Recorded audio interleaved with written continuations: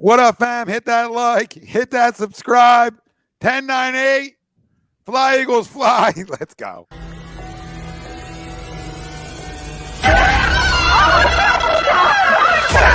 Let's go.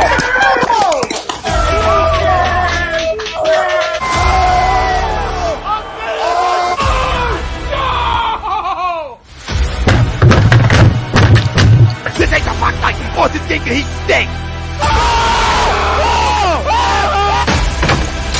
Oh shit! It's gone.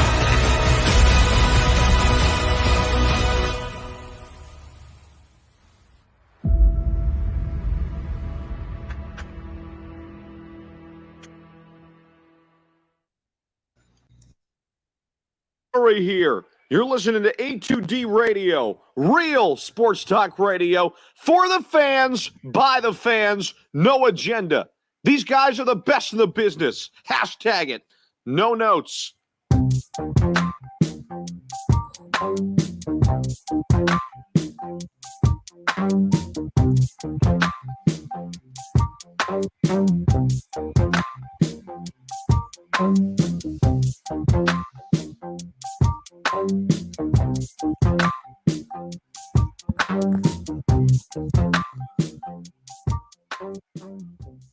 And here we go. Welcome in, everybody. This is A2D Wednesday nights only on A2D Radio. Every Wednesday night, we are brought to you by the Counseling Center and Sunrise Detox. We know many of us and our families deal with mental health and addiction issues. We're happy to support the Counseling Center and Sunrise Detox. If you need help, please call our good friend Rob Lutman at 856-651-8117. Like always, we got Nate Moss, Greg Moakovic, Noah Eaton, Frank Vespi, Ralph Del Vecchio, Ryan Brodo. I'm Tom Arnone. The family out there. Oh, why did that happen? It's worse than Noah's drops right there. It's a little tight grip. A little tight grip on the mouse is what we call that. Locks of the week. We'll give you our tallies. I don't know if guys got better. I mean, Frank took 48 shots last week. So I don't know if that upped them. I don't know where people stand. I really don't. So you're going to have to stay tuned on where the rankings are for locks of the week, but we'll do it like we do at the end of every show. World Series live reactions, Game 2, Houston up 5-2. We're top 6, so we'll give you live reactions throughout that game. Obviously, a must-win for the Houston Astros. You know, I understand you can come back from 2-0, but it's hard to come back when those two are in your ballpark. Those two are in your ballpark. It's tough to come back from. So we'll talk a little bit about that series. Eagles-Lions isn't our main topic at hand because it shouldn't be, because we're not here to fertilize. We're here to win games. But we'll preview it. We'll talk about it. We'll give your Eagles Week 8 breakdown around the NFL like we do not only locks of the week, but we go through every game too. So you get a little taste of every game. Main topic at hand is, are you worried about the Sixers? Are you worried about the Sixers after 4 games? Is the main topic in hand, and our poll question that ties right into it is brought to you by Manscaped, and you can get 20% off and free shipping with the code A2D at manscaped.com. Unlock your confidence and always use the right tools for the job with Manscaped. Head to toe, shampoo, body wash, I mean, the weed whacker, lawn mower, everything. You know, spritz of cologne, Manscaped got you covered. Got any boxers? Manscaped got you covered. Got you covered. Clean yourself up. We talked about it on Monday, I think. When your yard's a mess, right, and it's growing out, and you don't got the landscaping company coming over, a lot of gnats and things are flying around. Well, that's what happens to your boys. You got a lot of things flying around. Nobody wants to dive into that. You'll never get anybody to dive in. Our poll question for tonight's show. Sixers fans should be worried about the current state of the team. Agree or disagree? Let us know. Facebook, YouTube, Twitter, Twitch. That's where we're live. Everywhere you get your podcast, we're there as well. Hit the like, hit the subscribe, hit the follow. Be goddamn great tonight. Don't fertilize. Get in here. Hit the like, subscribe. Let us know you're here. Comment in. Tell us where you're commenting in from. Right, we want to hear from the people. This is the voice of the people. And am I worried? No, I disagree. It's hard for me to be worried. Is there maybe some concerns that you're seeing, that I'm seeing a little bit? Sure. You know, but we're also only 4 games into the year. I mean, I'm more worried. I mean, maybe I am worried. I don't know. I mean, I guess you could be worried about Joe. Because it's like, I love Joe, but it's every year. Why not just get the surgery? I don't know why that just didn't happen. I'd love somebody to riddle me that on how that wasn't taken care of. But in terms of the team, right? In terms of who's on the court, I'm worried maybe Tyrese still needs to grow and rightfully so. But nothing major 4 games in. Like if we were 50 games in and like we had a bigger sample size to go off of, sure, I'll say I'm worried about their current state. But listen, I still think it's a really good basketball team. I think one of 2 things is happening, which is common sense. The one guy's getting traded or he's playing. That fork's going to hit the road sooner or later. This is not you're going to get sat out the entire year. I can book it to everybody out there. He's either playing here or he's playing somewhere else. There's no, you're not playing basketball this year. Know who his agents are, right? Know who represents them. Know how much the image matters. Okay, just remember all this because there's no way. So I either expect the return or him playing, and I'd rather not him play. I'd rather get the return. So no, I'm not worried about the current state because I think it's still a really good basketball team. I mean, last night's easy to overreact to. It's the easiest thing in the world. I mean, the Knicks were due to beat you, and they shut the lights out. You didn't. L, you got to shoot the basketball in the NBA, right? And defense wasn't good. Joe didn't look good. So, yeah, is there concerns a little bit? Yeah, but 4 games in, maybe some worries. But I can't be overly concerned when I don't think anybody has us cutting the nets down right now. So it's hard to be like, wow, come on, we're supposed to be great. Like, we don't know what we were supposed to be. Like, some of us hope for a 3 or a 4 seed, like myself, like that we have the ability to be there. But there was unknowns coming in that we think are knowns. Like, we all love Maxey, but he's still young. You know, the bench, we don't know. We don't know if Furk can't take another step. Like, we don't know. Does Matisse take a step? So there was unknowns walking into this year, especially without one of your air quote stars, right? So I got to think something comes back for that. So I'm not overly concerned right now. Can that change in 2 weeks from now?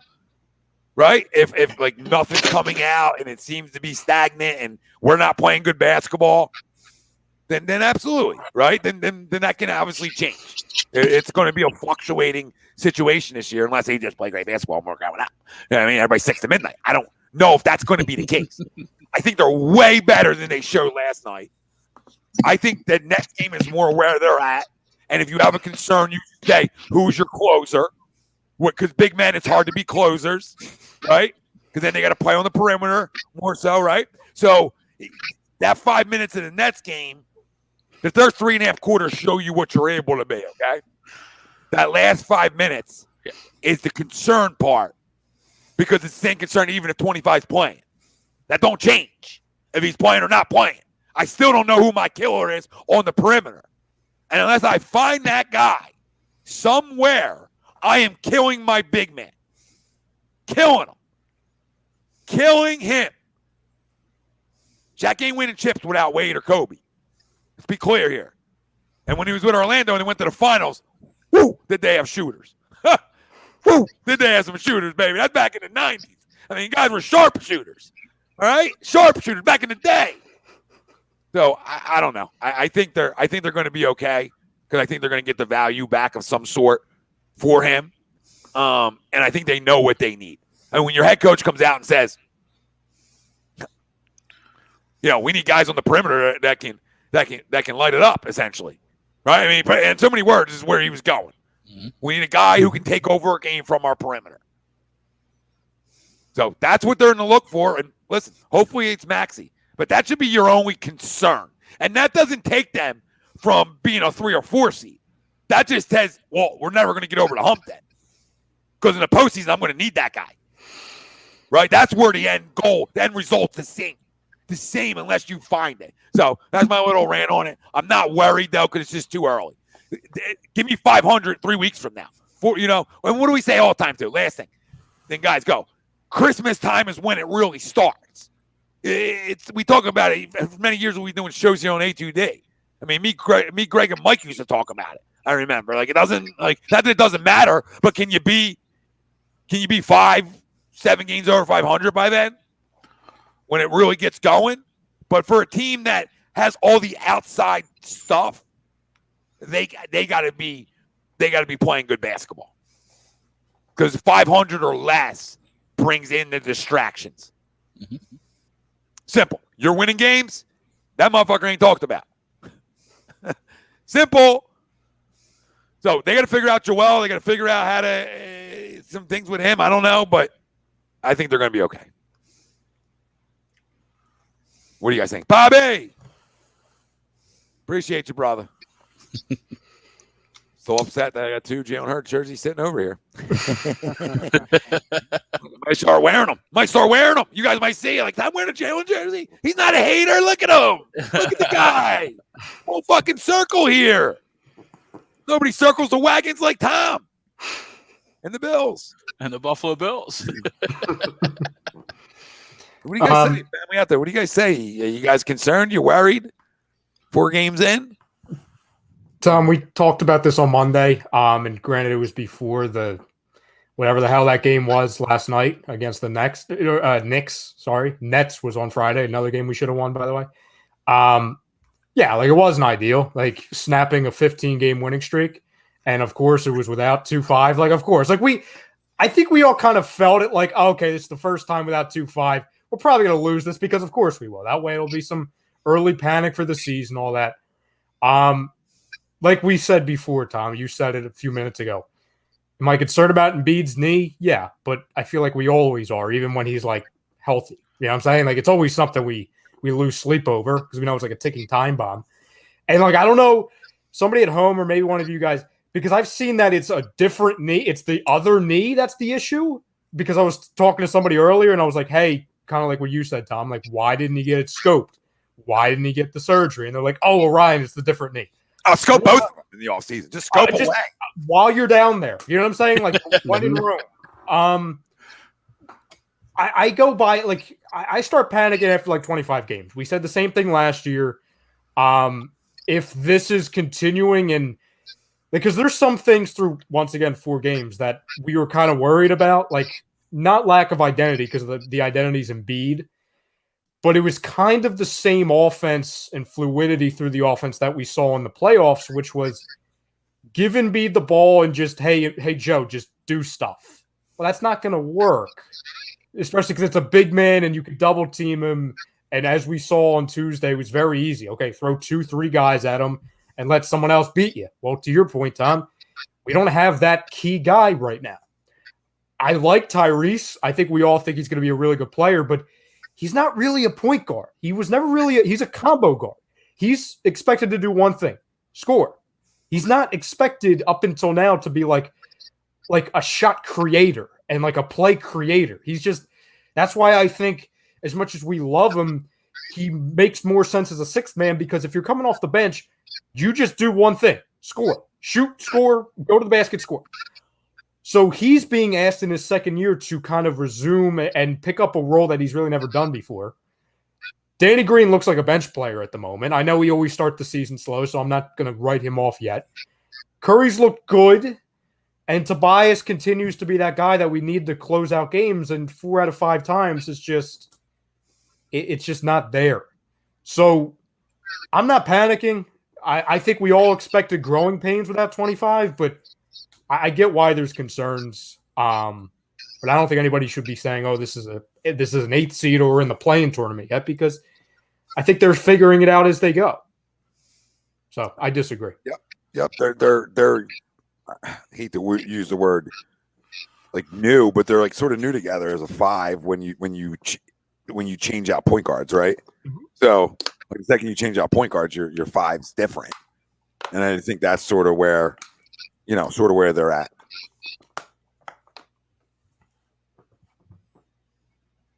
Noah?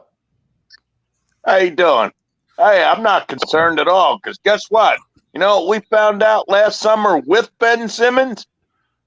That we're not good enough to win a championship, right?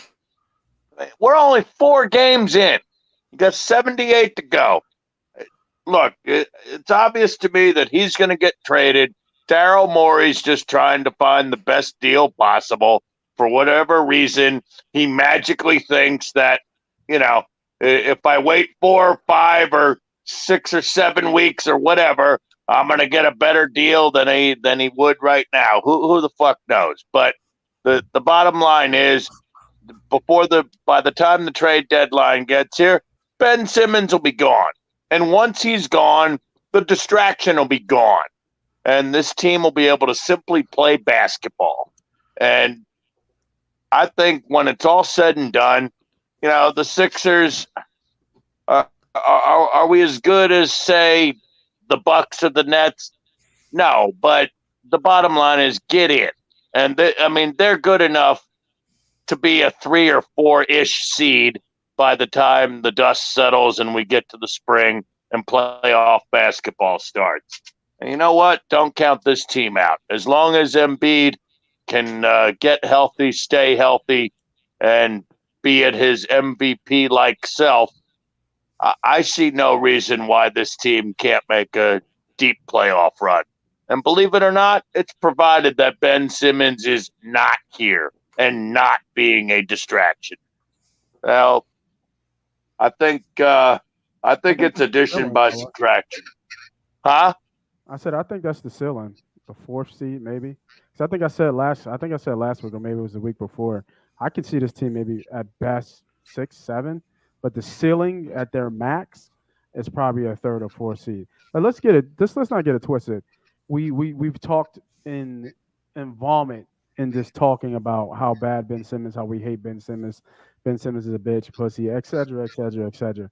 But at the end of the day, they've won a lot of games together. Like, they've won a lot of games with Ben Simmons on his team. They were a 1 seed with Ben Simmons on his team. They had a shot at a championship with Ben Simmons on this team. So I know we want to bury him and put him in the dirt. But honestly, I think they're going to find a way for him to be on this team. I really do. Because I don't think they're going to get what they feel is value for him. Because they look at him as a transitional player. Like you said, Tom, we talked about the comparisons. We talked about, don't put him in the same breath as Magic Johnson. But they do. And they see him as that type of player. They see he's having that type of ceiling. You know what I'm saying? So they're not just going to trade him. I hear what you're saying, Nate, but until he's willing to work on the weak parts of his game and become an all-around great player, this team is not winning a chance. If Ben Simmons is on this roster, they have no chance of winning until Ben accepts responsibility and grows as a basketball player. And I guess I'm at the point where I've given up on him doing that. You both make good points. I just want to say one thing. Yeah. Joel Embiid and Ben Simmons have won a ton of basketball games together. Okay, let's talk about the elephant in the room here. I mean, I've said this last year, how many games they won together, and that's why I wasn't giving up on the kid yet. All right, that's why I wasn't there yet, because they can win together. And all they did last year, the air quote prove us people right, was go be the 1 seed. But again, it's the same exit. And the same exit for the same reason. So to know, Nate, where you're 100% right that they won a lot of games together, they haven't got over that hump. Never saying they can't. I'm almost more lean more to the side of Noah, even though I love Joel. That I don't know how they win a championship without if that guy's on this roster without him getting better. Well, let me, and that's where I'm going to go with this, because I've thought about this before. We see Ben, and we know if he ever develops a jumper, we see in practice, we see him in the LA Fitnesses shooting a jumper, looking fluid, going behind his back, on the elbow, 1 foot up like he's Dirk Nowitzki, all that. We see all that. It's like, why don't you do that in the game? Or he practiced threes in warm-up. Why don't you do that shit in the game? Right? But we see him as also being a Defensive Player of the Year candidate every year. So my question is being the Defensive Player of the Year candidate not enough? Like, you know what I mean? Like, we're asking him to be the best player in the game. It's just he's not a killer. He just doesn't have it with him. But the fact is, even though he's not a killer, he still is arguably the Defensive Player in Defensive Player of the Year. Every year as a candidate. Is that not enough? Like, is that not enough? Not if you want to be a point guard. It wasn't enough last year, right? You know what I mean? Like, and all that. That's and I hear you, Nate. You know, me and you have kind of always tried to see the value in Ben in throughout this whole situation. And I hate Ben Simmons. Let's not get I know you do, right? But but through all this, we've tried to see the value in it, and all that was fine and good, and yet it still came back to his offensive struggles at the end of the day that kept us out of being in that finals matchup with the Bucks. Because they always looked to him for that. But it wasn't even that. It was free throws, right? Take away the pass, right? Take away that. Like, if you hit 50% of your free throws instead of 35, we win all those games easily. They don't do the hack and bend because you're hitting your free throws. Right. You know what I'm saying? So while I completely agree with that thought process, it still always came back to Ben on the offensive side. They need another gun. It's just the same like when they had Jimmy. They do. They need another gun. And they should have they couldn't figure out how to work because we already know Jimmy's a killer. You know what I mean? Jimmy's a dog. Jimmy smells a bitch from a mile away too. I mean, let's be real. Let's keep it 100. He smelled Cat being a bitch. He smelled D'Lo. Well, D'Lo wasn't there. Who else was there with him? Hey, Wiggins. He knew Wiggins was a bitch. So he just let the bitches know they're bitches. And then he came here and he kept his mouth shut because they were winning about it. But when he left, he made sure everybody knew, 25 is a bitch. For sure. So, now it's like so many people are starting to say it. And now it's like, well, the guy must be a bitch then. That's the sad part. Like, I wanted the guy to be great so bad. It's just sad we're here. And Tommy, it's funny you said it because I was thinking about this when I was listening to sports radio. Does that make him bad even though he's a bitch? Because not everybody can be a dog. It just makes him not a star. Does it? Yes. Because to be a star in this league, you gotta be a killer. There ain't ever a star that just played defense. Them stars were if they just played defense, they were big men, which is different. There ain't a guard in the history that couldn't score when he wanted to and just play defense. Well, he'd be the first one of all time. That's a star that had. No, I'm just saying. I'm going back to. Does he have to be a dog to be a great player? I don't agree with that. I don't think he does. I think you have to have an impact on both sides of the floor, though. I think in order to be a star, or at least what we need to be, you have to have at least an impact on both sides. We know he has it on defense, but he disappears on offense. That's the issue. We need him to at least be an impact player on both sides, and he can so easily. But he doesn't. But he's not that. That's what I'm saying. We want him to be that. Be a dog. Your question, though, does he need to be a dog? No, he doesn't need necessarily be a dog. He can be a bitch, but just in the last 5 minutes of the game, just don't be a bitch then. Wait, you know what's so funny about that too is when you think of defensive guys, generally you think of dogs, right? You know what I mean? Like when you talk about, can you be a defensive first guy? The guy that comes to mind is Gary Payton, right? But because Gary Payton didn't score a whole lot. He could when he needed to, and he was never afraid to. But it's not like he was a 25, 30-point scorer. He was in those, just around 20 usually was his ceiling. But he played D, and he was a dog, and he made that offense run. And I think, obviously they're completely two different size of players. But normally when you see a defensive guy, you see dog in somebody. Because to play defense, it's more of a want-to than a skill set, right? It's more of a mentality of, I'm going to shut you down. I'm better than you. I can shut you down. So it's so funny to see, like, as soon as and you even see it sometimes in the fast break that he has a little bit of a dog in him. But it's like as soon as you get to that half-court offense, it's like it switches from being, absolutely, elite at defending and in the fast break, and then all of a sudden it slows down into that half-court, and it's almost like, he's a fish out of water at times. Yeah, I'm trying to think of somebody who would give up the ball that was defensive-minded. But see, I want to say Rodman, but Rodman was a dog, though. But it was a different type of dog. It was like, that. I don't want to call Rodman weird, but he is weird. Like Rodman's that weird dog. That weird dog. Yeah, he wears fucking wedding dresses. Yeah, he's a little weird. Yeah, I think Rodman is such a tough comparison because he's a unicorn, right? You know what I mean? Like he could, if he wanted to, drop 40. But he just knew that wasn't his role on that team. Who are you talking about? Rodman. On what team? On any team. When he came into the league in the Pistons, he was a scorer.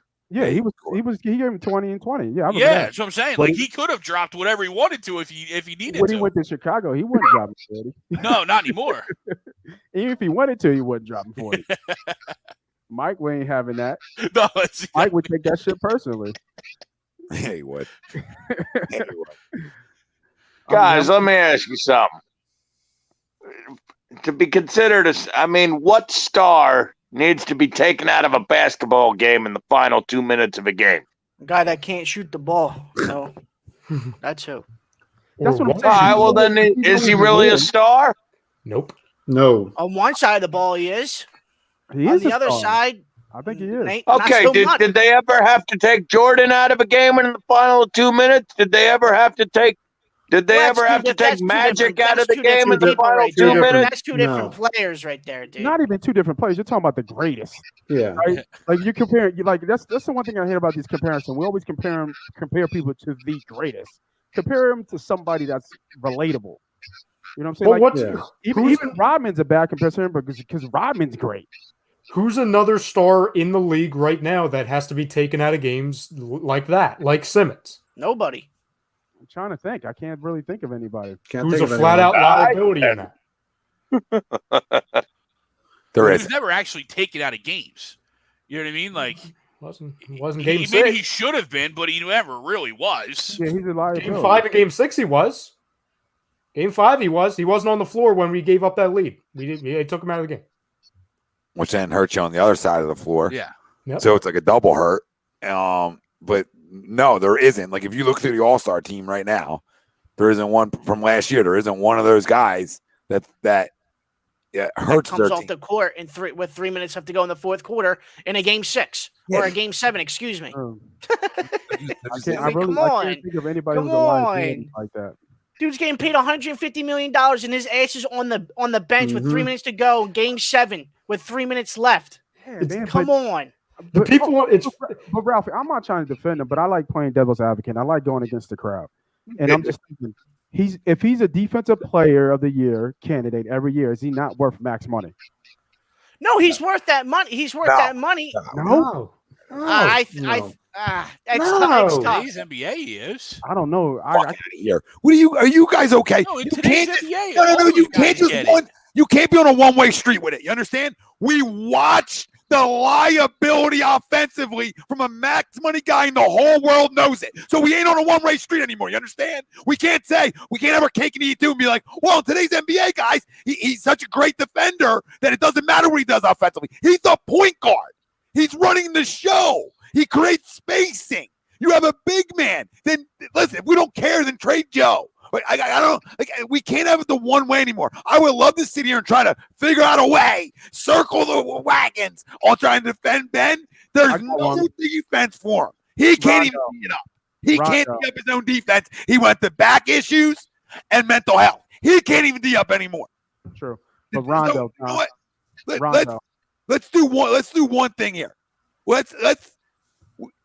We gotta try to figure out a way to do ourselves a favor and talk about this basketball team without talking about him. Like if he comes back, fine. Listen, I'll be the first guy, dude. I'll give you a chance. I'm all about redemption. I'll give you a chance. I'm publicly saying it. I'm not gonna boo you. I'm not freaking 12. I got no need to boo you, right? I'll smoke you.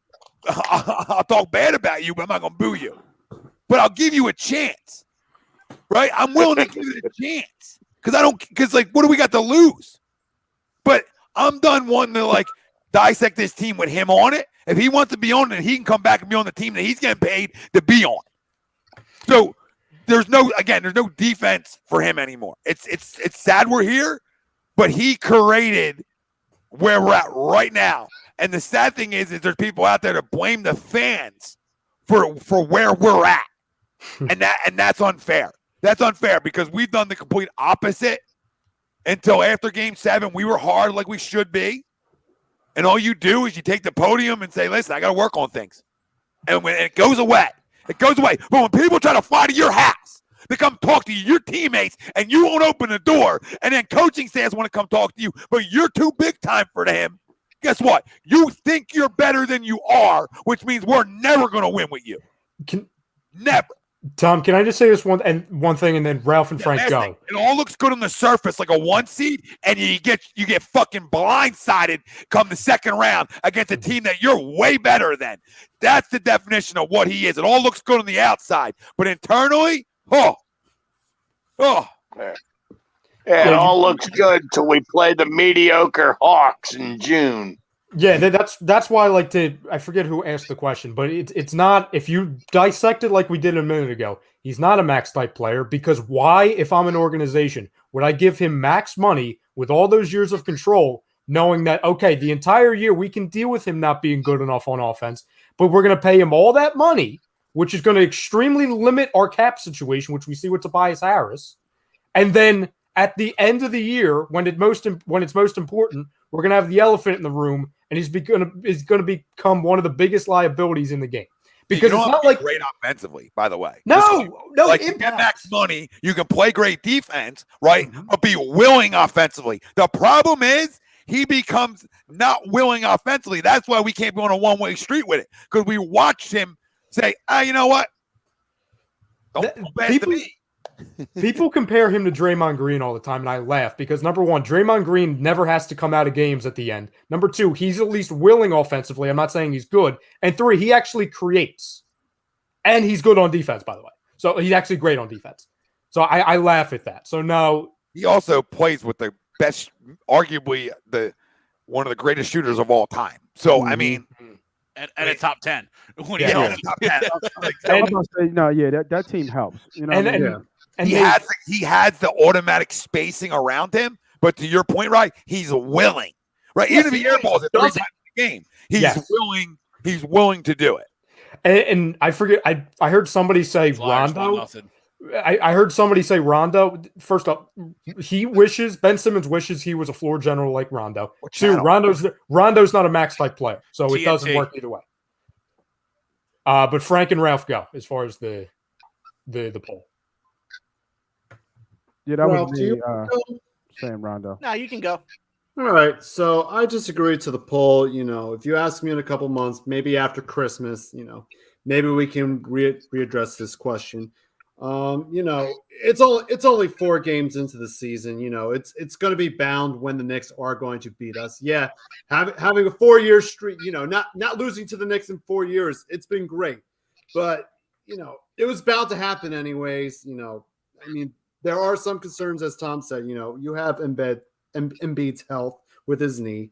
You have the lack of one Mr. 25. If Morey's going to make the splash move, hopefully Ben Simmons makes an appearance on the court, or Daryl's trying to find the right price for him.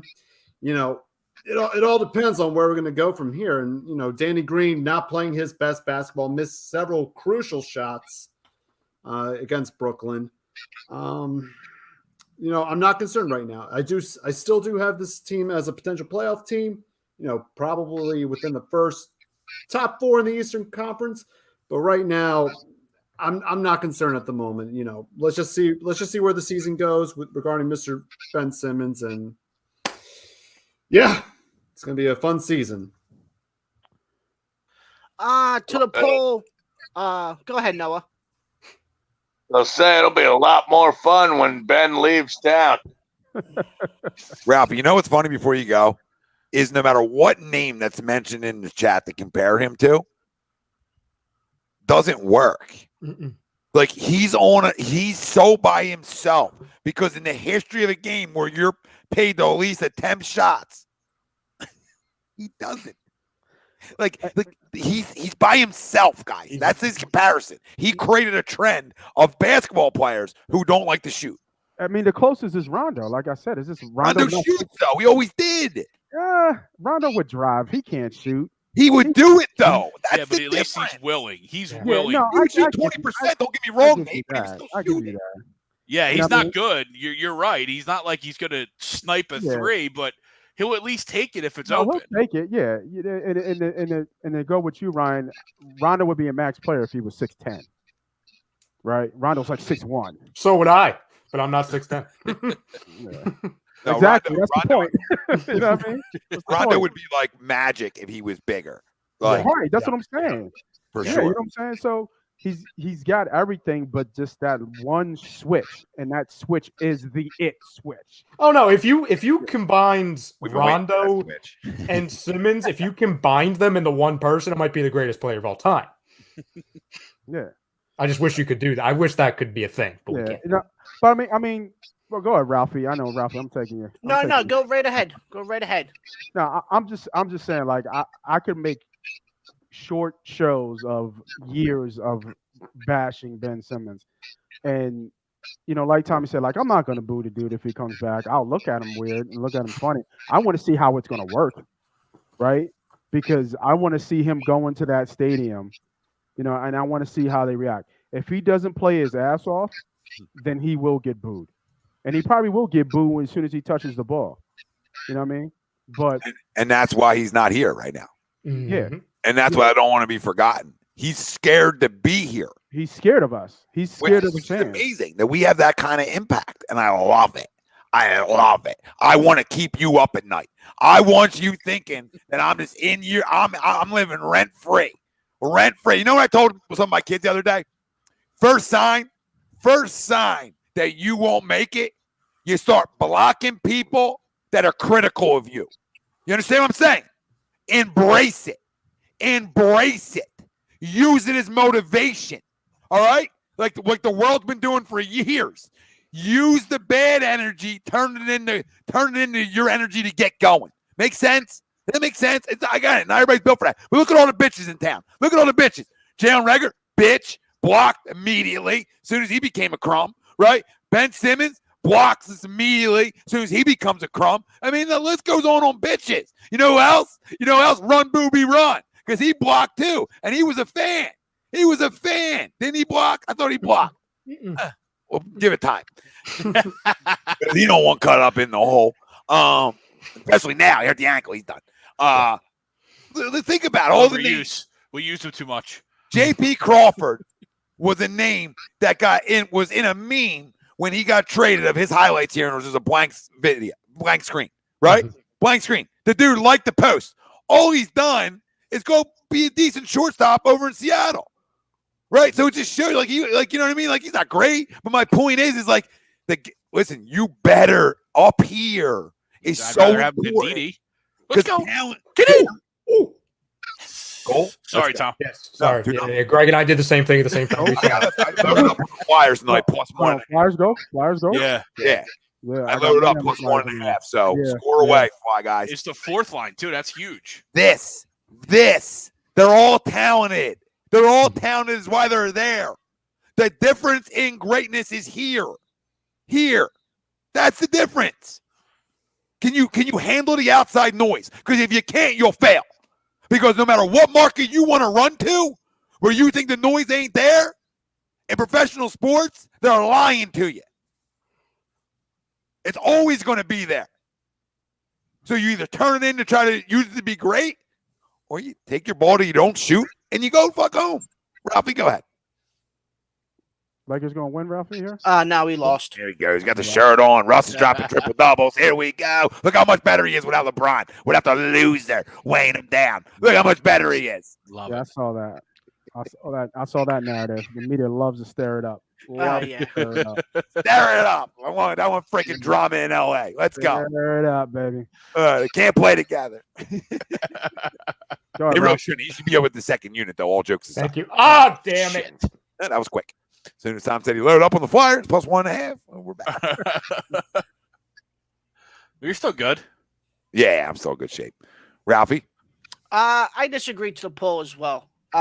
4 games in. Listen, 4 games in. Fucking guy. Right? It's not Panic City, right? It's not Panic City. It shouldn't be Panic City, but we all knew this was going to happen, though.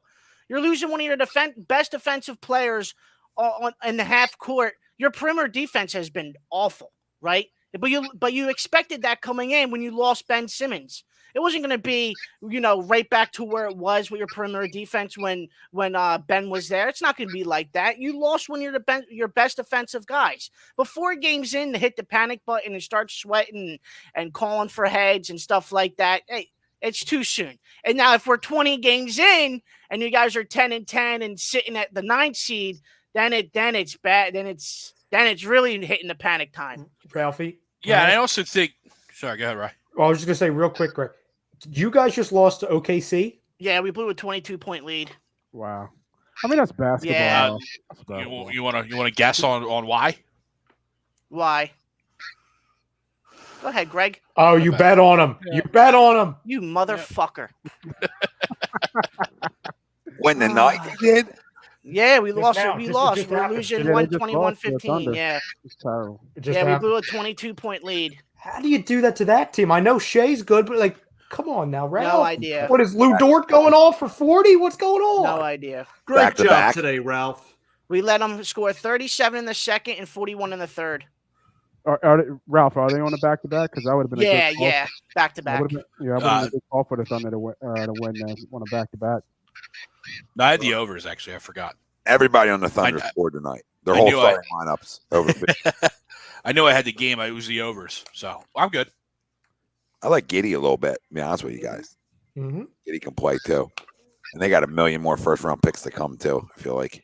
27. So how many agrees were there? Just Nate? None. Did Nate Oh, agree? Nate, yeah. I agreed. I didn't actually answer it, though. But yeah, I I agreed. just started talking shit. You know, fine. Oh, yeah. Yeah, I didn't even agree or disagree. I just started talking. Well, assume that you're leaning more towards the agree then. Yeah, where is the poll question? I'll bring it back up for you. Oh, okay. You know what? Yeah, I'm going to lean towards agree, and the only reason why I'm leaning towards agree, no, I won't even lean. I'm just going to say it. I agree to the poll because of Joe, right? They're already talking about Joe. I mean, I don't know what the real story is, but they're already talking about Joe couldn't walk.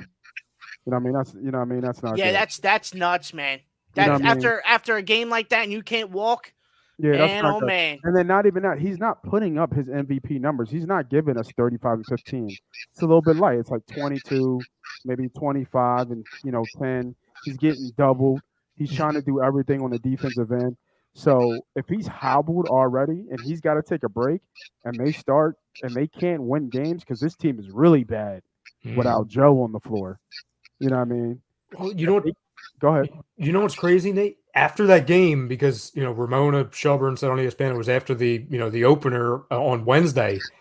He only played like 22 minutes. I was about to say he didn't play very much. He didn't play the whole fourth quarter. No. So and they said it wasn't due to structural damage. It was due to just knee soreness. So I'm thinking to myself, if that's what happens when it's sore, then what the hell?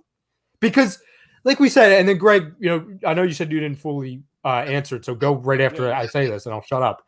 Like the thing that's concerning, aside from the health, is that they clearly need him to do more because they're without, one of their other important players. Did they just score again, by the way, or was that a save? But they have the ball running through him on the perimeter, and then it goes back to says he wants to shoot more threes. And I'm not trying to sound like Shaq, like, oh, you got to be in the paint, only in the paint. Like, you could have him beat you different ways, but if you're not going to have guys step up, or if you're not going to have that key second star with you, and we're in game one and you played 22 minutes and you can't walk for a couple of days, what the hell are we going to be doing? What are we doing? Like, and that's what I'm saying. Like, if they got to do load management with him already, and we're 4 games in, that's a problem. You know what I mean? That's a big problem. So, like y'all said, get the surgery, take the time off, see what the team can do without you, and then come back strong. Because if not, we're going to be seeing this all season. Mm-hmm. We're going to be seeing all season, in, out. If he jumps, he lands hard on that. He'll be on the ground for a little bit. He'll get up. He'll kind of walk it off. You know what I mean? So it's, you know what I mean? And I said, yeah, I think Tom said something. Come on, Nate. Come on. I said he looked heavy. He looked heavy. You know what I mean? He's back to eating cheeseburgers at 5,000 feet. And Chick-fil-A. You know what I mean? Chick-fil-A's got cheeseburgers now? He looked heavy. We know how these big men Wawa are, does. man. He's got to make sure he keeps his body right. I don't take it. He looks heavy, but Definitely doesn't look like himself. So hold on, what's the surgery about? So he needs surgery. It was said that he needs surgery. No. I just thought he was going to get scoped Yeah, Oh, just to clean up anything in there. pretty Yeah, much. after last year. I mean, he had to wear a Yeah, freaking from the hybrid extension. Yeah, just to go in there and clean it. Yep. Yeah, and usually a scope would take like about to get back on your feet. Like I had a scope years ago, and it took me 3 days to get back on my feet, and 1-2 weeks to completely run. So Yep. Yeah, I mean, but Frank, it's a quick fix, to get a scope. Well, I thought there would be a scope, and then if you're scoping one, you might as well scope them both up. It's the off season, but Clean up both, I don't know why they always wait till when the season starts to do shit like that, right? like, yeah, I mean, the doctor supposedly said, he doesn't need anything done to him. They're fine, but all right. I mean, here we are, but You don't want to miss the trip to Cabo now, Nate. You know what I mean? You've been planning it. Come on, I'll wait until the season. You know what I mean? We start 1-4. The knee's a little banged up. Doc knee's a little banged up. Hold on, what is the record? Are they 1-3, 1-4? What is I think they're 2-2. 2-2. 2-2. What they got next? Detroit. Oh my God. Detroit tomorrow night. That should be a W. How funny is that? We're playing Detroit. Don, we're coming for you. No, listen, I think they got a favorable run coming up and a lot of games at home. I think 4 in a I'm row. not overly concerned. I think they're going to win some basketball games. They're going to be looking in a way better spot than they are now. And then you just pray like we did all last year. Can this guy stay healthy? Can he stay healthy? And then you pray that, either the mental midget comes back and figures something out, or that you finally get something for him and you can finally, turn the page and start to look at what this basketball team, what you get back is moving forward. And that's all you can do. I mean, that's sort of where we're at. We're in an unknown. So I think even more to this poll question, worried. I think it's just, we have some unknowns. Oh, yeah. We have some unknowns, and they're not going to be known until this dude's back, orders compensation back. And then we can start to gauge, okay, this is where we're moving from here. But right now, we're in a bad spot, per se.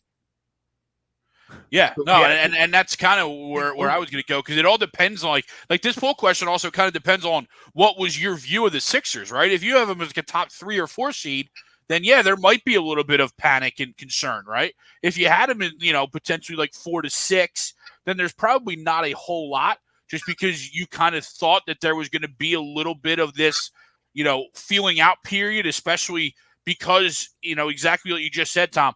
There's an unknown right now. Like, we don't know whether we're getting Ben Simmons back, because then we at least know regular season wise what that entails.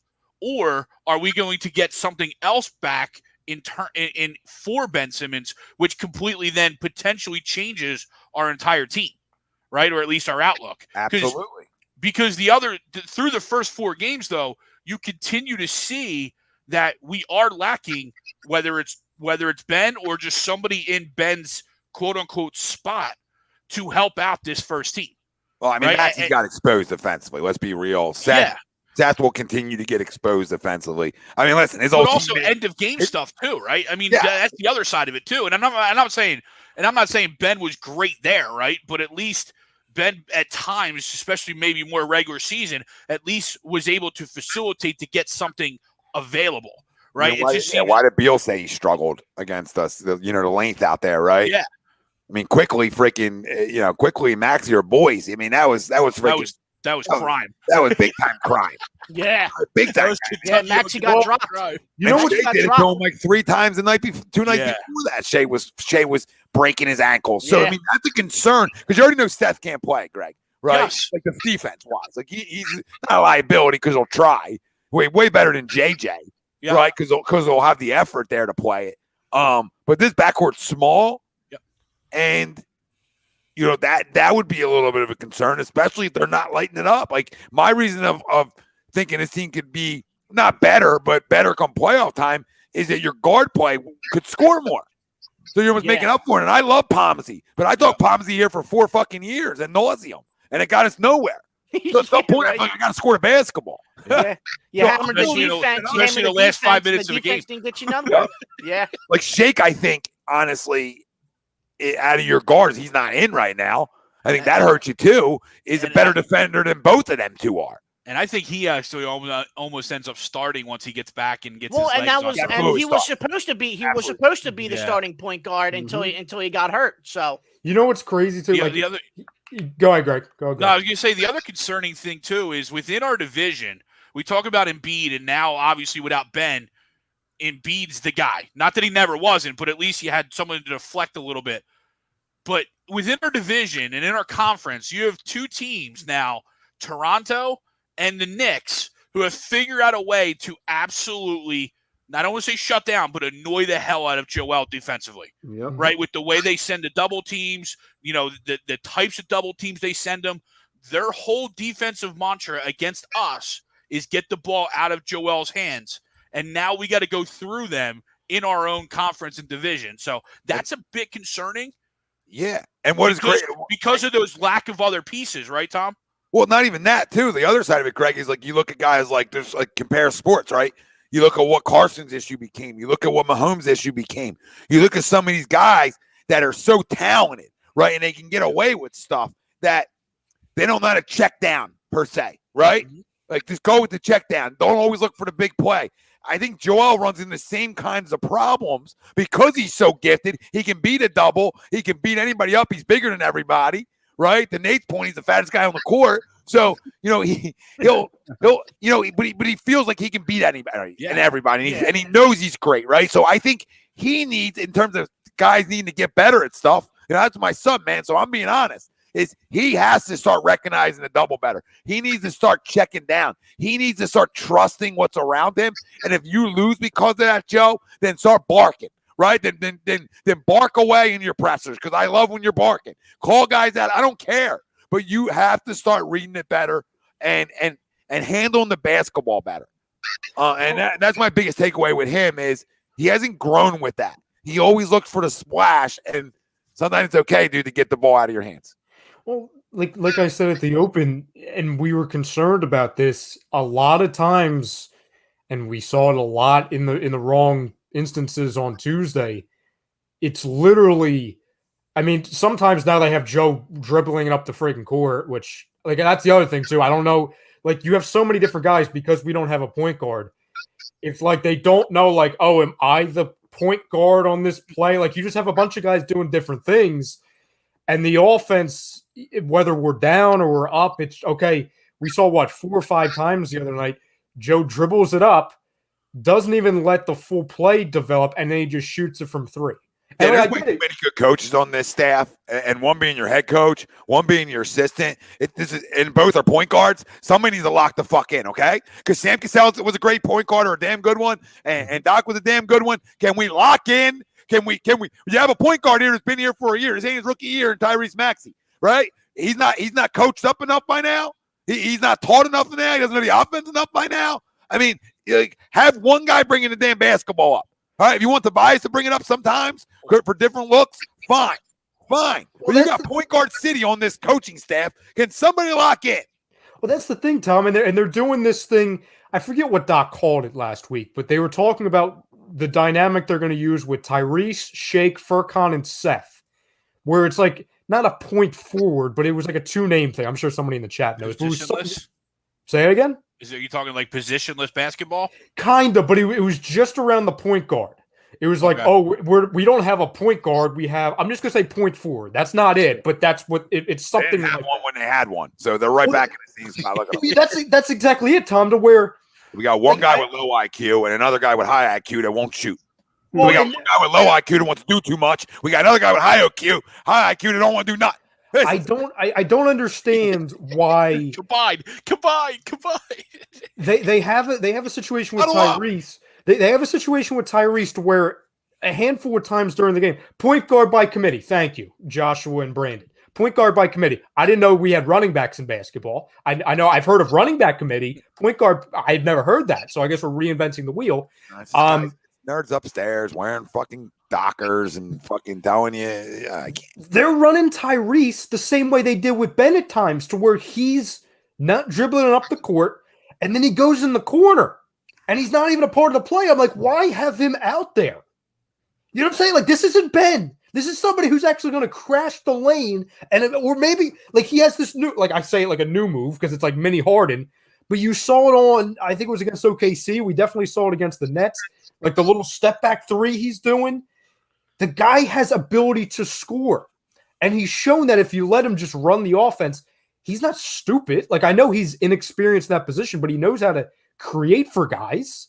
I mean, the guy's been running. The guy's been not a traditional, but a point guard his entire time of playing basketball. It's not like this guy is like Ben, where he was like 6'10" and he's converted point guard or anything like that. I mean, it's what Maxey did in college, what Maxey did in high school. This isn't new of him handling the basketball. I need to see. Listen, I'd rather you run 2 million fucking pick and rolls with Joe and Maxey, Tobias and Maxey, the list goes on, than have him just standing around. All right? I don't care if your offense is so goddamn stagnant that it's pick and roll city, because that's really what the league is. So, what are we doing?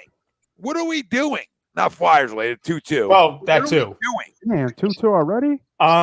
Like we talked about in the all season before it started, like the reason this could be successful is if you ran the pick and roll with Maxey. Doc's not even a point guard telling you this. I quit basketball because they tried running me at the point. Doc Rivers said the same thing all preseason. And to Colin's point, I haven't seen it once. That's all you said. Oh, we love the pick and roll dynamic with Tyrese and Joe and Tyrese and Drummond. I have not seen it once. Where is it? Where is it? That's all you talked about. I have seen it. I have. I mean, Colin, not saying you're wrong, but I can tell you I've seen them run the pick and roll, just not enough. What? JJ Watt? Yeah. They're going to trade for somebody. No, I'm not trying to be Mr. Machine, but they're going to trade for somebody. Eric Barnett? I don't really care about JJ Watt. Yeah, nothing new. Nothing new. Goal. Oh, no, that's a replay. Damn it. No, it is. That's live. Was that the buzzer? Cam Atkinson. That was a goal at the buzzer. That was at the buzzer. Wow. Cam Atkinson, baby. Is he Cam playing in the fucking first get period? in the offseason, baby. Cam 5 goals first period. The Cam score again? Yeah. Yep. Yes, he did. What a fucking move saw- by fucking And it's Uncle Chuck. Chuck. Wow. Let's I go. What a move by Uncle Chuck in the offseason. I saw 0-0. I'm like, damn, that's a Yeah. Couldn't replay. do that. Jay Oh, couldn't wow. do What a that. shot. What a shot, Cameron. Nice. What a shot, Cameron. Kick. Wow. Kick to the stick. Oh, wow. That was sick. Yep, Jay couldn't do that. Great trade. What channel is the Fly Guys on? I can't TNT. find it. TNT. TBS. TBS. Oh my God. Sorry. I think I scrambled. The other thing, ABC. the other thing, going back to our point guard by committee, Outdoor Life Network. as much as I love my son, I'm not loving him running the point on the second unit. It's the most chaotic thing I've ever It is seen. because no one it's like he gets across half court and then everybody runs away and he's just sitting there dribbling the ball. Like, come on, can we move? Greg, Like if he's just getting it up there just to distribute and then we start moving around, but that's not what that second team does. That second team is Matisse as a defender, Drummond as a rebounder, and then 3 shooters around him. Yeah. There's not a whole lot of movement No, there. I want to ask you guys this. Do you guys think Maxey is ready for this moment to step in and be the starting point guard for a championship team only in year 2? You know what I mean? Like to be placed right there and say, all right, it's your time to shine, second year in. I think he's ready. It's just going to be growing pains. yeah, Ralphie, he's definitely ready. It's a matter of, okay, let the guy run the friggin' offense because they let him run the offense like 20% of the game. And then to Greg's point, they have the most chaotic car crash offense I've ever seen with Furkan Korkmaz, who can't dribble a ball, literally dribbling the ball. Like he can't dribble the ball. I'm just going to do this for you, Ralph. Hey, I'm Yeah, just because it's only 4 games. Like we overreact to things. Like let's talk about it again next week, right? The things get better, right? You know what I'm saying? Like, do we see progress? With some of the things we're seeing offensively. Like, listen, start seasons, you see hiccups all the time. It's not how you start; it's how you finish, right? We started great last year, didn't finish good. Didn't finish good. No, So, did not finish good. Can we maybe we get off to a little rocky start to get our footing, right? And then maybe we start playing better basketball because we do have talent. So, I mean, that's what you can hope for. Bill, listen, you know why I'm mad, Bill? Because what do we have that's any good? I mean, this is football season. We're opening with Sixers. I love Sixers. I'll talk Sixers every goddamn night. But at the end of the day, it's football season. We got to open up with Sixers. Then we're talking about the concerns of the roster. And naturally, who's going to start getting or concerns of the team. And naturally, who's going to get brought up. The biggest loser in sports. And then I got to get mad over that. You know, it's tough to be here. I will say one thing. And I know it's only 4 games.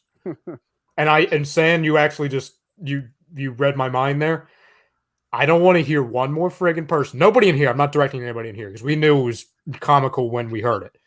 One person in the fan base talk about Matisse Thybulle in the friggin' Olympics again. You all read it. Oh, this is a preview. Oh, this is what he's going to be in the season. Oh, he's friggin' prime Jordan. The guy has not gotten better. It looks like he's gotten worse on defense. I don't know how that's friggin' possible. Like, stop crowning that guy. He's a specialist on defense. And everyone's saying, "Oh, he should be the starter." Or saying the opposite. There are people crowning him. There's always overreaction with Matisse Thybulle, but again, it's like we're 4 games. Let's let guys, not to you. Let's let guys sort of figure out their roles a little bit.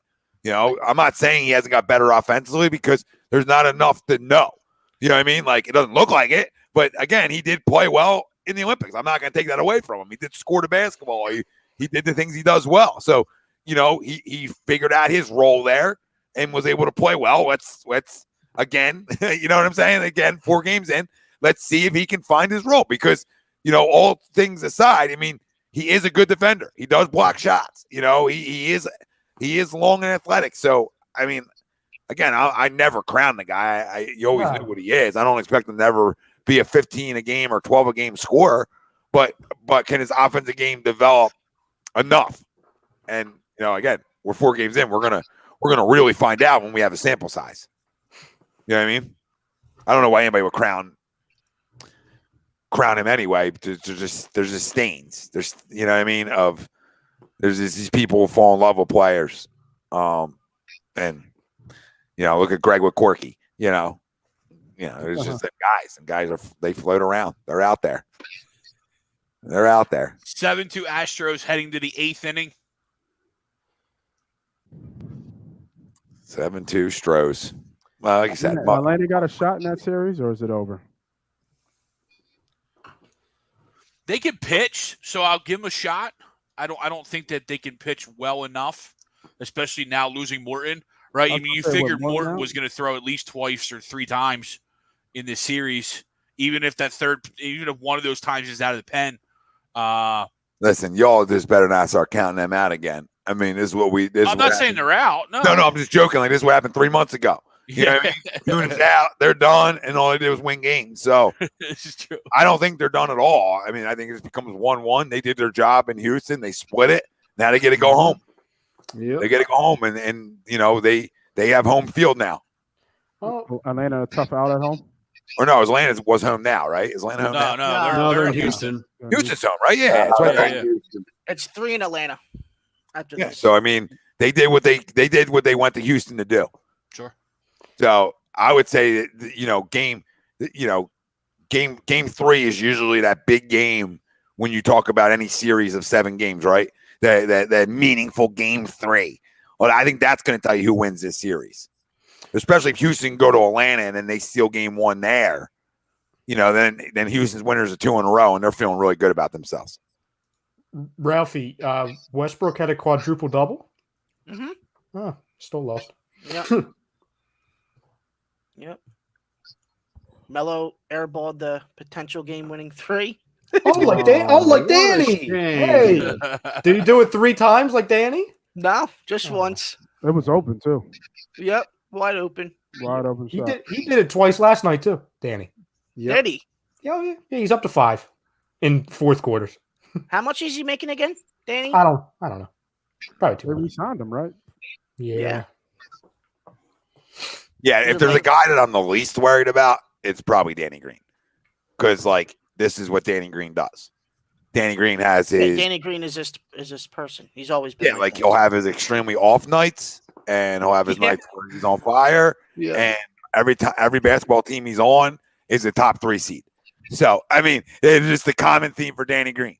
everywhere he's at, they find ways that he's usually on winning basketball teams, right?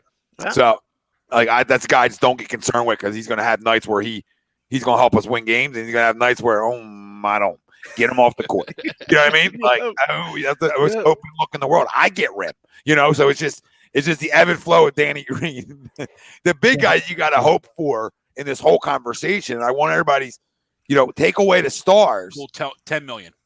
Take away the stars. What player needs to step up the most and be the most consistent? And take out Joel. And I'm going to start by saying Seth Curry, like more than Tobias, because Tobias is pretty consistent in what he does. Yeah, Tobias is going to give you what you want. What you expect to give him. What do you expect to get? Seth Curry. Can Seth Curry be night in, night out scorer for this basketball team?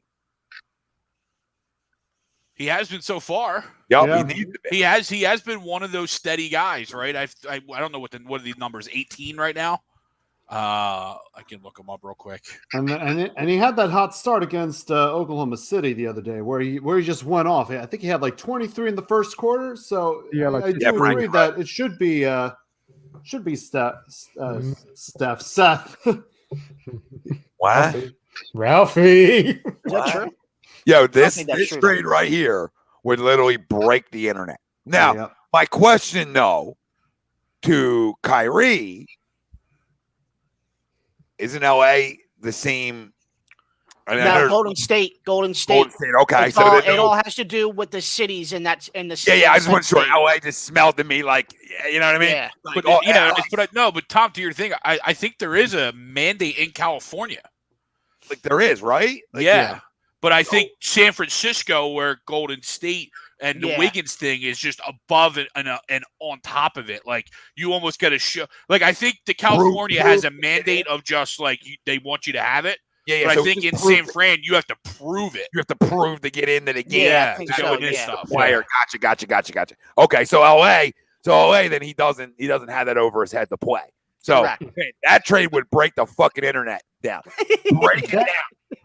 What's the trade? Russ for Kyrie. Kyrie goes back with Daddy. Oh, so many things were said afterwards. Is that really what they're talking about? If Woj is reporting it, I'm sure there's some truth. Because LeBron's not an idiot, first off, and he watches them all play together, and he said, "Oh fuck, he can't shoot. He can't shoot." Oh, wow, and then bring the big three back. Bring the three back to Brooklyn. How that really wouldn't make. I didn't even think about the other side, Nate. Holy shit! Oh my god! Then you bring the Oklahoma three. Oh my god! Oh, dude, this will be a great 30 for 30. Would it make sense? We all got back together, right? We all got back together. Yeah. Oh my goodness! Look at this. Would it make sense though? Like, wouldn't they have the same issues they're having in LA? Wouldn't they have it in Brooklyn? No. Doesn't Harden and KD need to be on ball? Oh no! I thought you meant the other issue. No. I just think they're back to what they were. I mean, listen, let's call a spade a spade. Oklahoma City, where Russ and KD had a lot of success. So and Harden wasn't even Harden yet. Yeah, but they gave up on Harden a year too early. Yep. I'll say this about James Harden from what I watched last year. I think he's a little bit of a crumb bum, but I also think that he showed some unselfishness last year that I didn't think was in him. You're right. Calling it out. Yeah. He became a distributor. He knew his role. He was just about winning. I saw that. So I got to call it how it is. I love being critical of the guy, but I saw a guy say, all right, maybe Kyrie's a little bit better than me than this, right? Or KD's a little bit better than me at this. And I thought they all, even Kyrie, I thought, even though he's a crumb, I thought even Kyrie, just because Kyrie's played with greatness before, it's nothing new to him. But I thought they all like sort of were unselfish in those terms, but Harden actually just said something. It's funny this all just came out. He just said something that I want to get your take on real quick before, and then we'll go back to your question about the Sixers. So obviously, and I saw a couple of people in the comments saying like, "Oh, he's off to a slow start, career low in free throws, all that stuff." So they lost to the Heat tonight, and he said, "Quote: As much as I want to get back to scoring 30, 40 points a game, I simply cannot do that. As much as I want to, as much as I would love to, I didn't have any opportunities to play pickup. It was all rehab." Who said that? Harden? Harden said that. So if he's, and granted, they don't have an issue with scoring. Like Cameron Thomas is an amazing scorer, and they don't even freaking use him. So that's not their issue. But wasn't the big thing with Brooklyn like, oh, okay, these two, Durant and Harden, even if Kyrie's not there, it's okay. They're going to put up 30 to 40 a night. Well, not when you're 4 for 12 from the field. And you're not getting to the line. Like he's a different role in that offense in a point guard than he was with Houston. Like the offense flowed through him in Houston when he had the ball. Yep. In Brooklyn, it flows through KD, and he has to distribute. So it's just a different kind of philosophy on how to do it. He needs Russ there. He needs Russ there so they can run. Because at the end of the day, he needs the ball dominant guy. Because Harden is fine shooting off a screen. You understand? Like James Harden is not a traditional point guard. To me, James Harden, you want the ball in his hands at times for sure, right? To break guys down. But he's a guy who can sharpshoot. So he's a guy who can sit in the corner. Russ can do what Russ does, which is break down defenses, and you get open looks for KD and Russ. Listen, this would break KD and Harden. This would break the internet. Because honestly, this is what's best for both teams. It honestly is. And honestly, it's because Kyrie won't be an idiot around LeBron. That's just factual. Because he won't allow it, right? You're going with daddy. You ain't going, curfew. You understand what I'm saying? Like joking around, but like that's what happens when Kyrie goes back to LeBron. I think the best thing for those three is I think deep down, if you ask them as a man, KD and all them guys, that they would say to you, man, I wish we never broke up. I wish we could have made it work. So I could see it happening. Like they all love each other. But I think they also can look at each other and say we could win what we have. We were a big toe from changing the direction of where that would have happened in that series. You know what I'm saying? So I think they can win with what they have, especially when Kyrie gets back in the fold. But if he ain't playing, you know what I mean? If he can bring you back Russ, why not? It might be fake, right? I don't know. I didn't look, nor do I care. I just think it's funny. Like everybody reuniting in a field. Myself. Hey, if they reunite, is LeBron going to administer the vaccine to Kyrie? He'll do whatever LeBron tells him to do. So he become nothing against him. He'd stop being a Muslim immediately, probably, if LeBron told him to. Gonna need you to just be Catholic. And he'd be like, whatever you say, Dad. Whatever you need. Oh, God. Kyrie's is a different breed, too. Kyrie's is different, dude, man. There ain't many dudes who just, opt out. Bye, Ross. They just decide when they want to play and not want to play. Like last year. You know what I mean? Like last year. Like that's a bad teammate, dude. You're never winning. You're never winning with him like that. So that's why the whole, getting him back with LeBron was the only thing that would, sort of, lock him back in. There's Molly Mall from Detroit, Motor City. What up, Maul? What up, Molly? Molly, what up? Seth is at 16 a game, to your point, Tom. To your original question, who 18, 19, right, Greg? Well, it's because he laid a burger against the Knicks. Again, when you're talking about guys who need to be consistent for this team to do something, when you score 4 points and you're 0 for 4 from 3, that's that performance that we watched the other night. That's what. Again, because then you add that on top of a very lethargic and possibly hurt Joel, right? Toby did what Toby did, but there was just nothing else around when Seth is 0 for 4 from 3 for a total of 4 points, and Joel looked as bad as he did last night.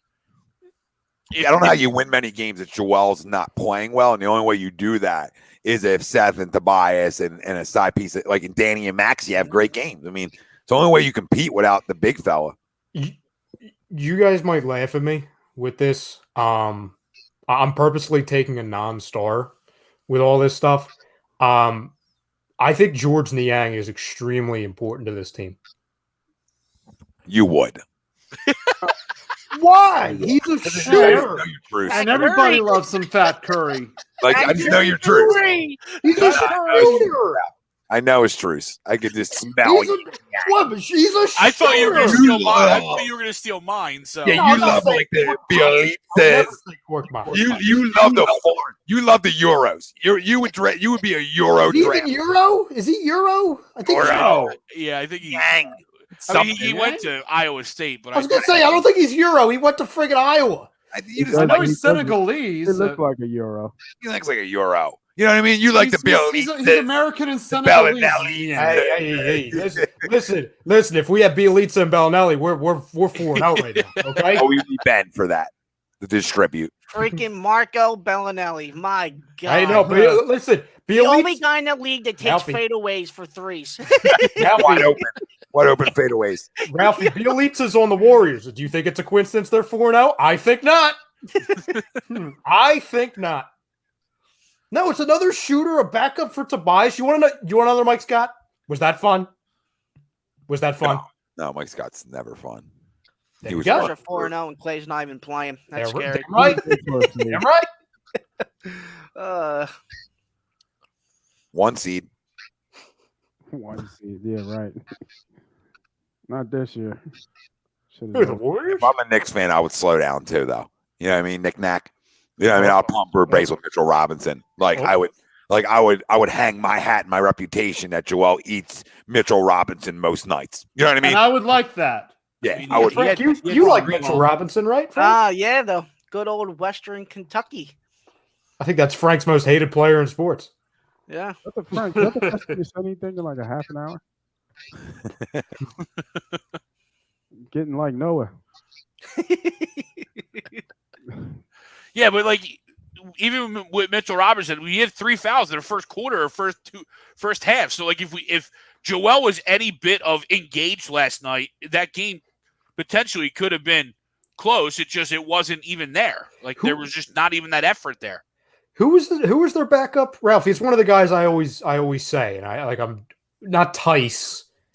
No, it's Taj Gibson. Taj Gibson. Yeah, it's supposed to be probably Noel when he's healthy, right? He's still there. He just hurt. Yeah. Yeah, he's got the knee injury. Yeah.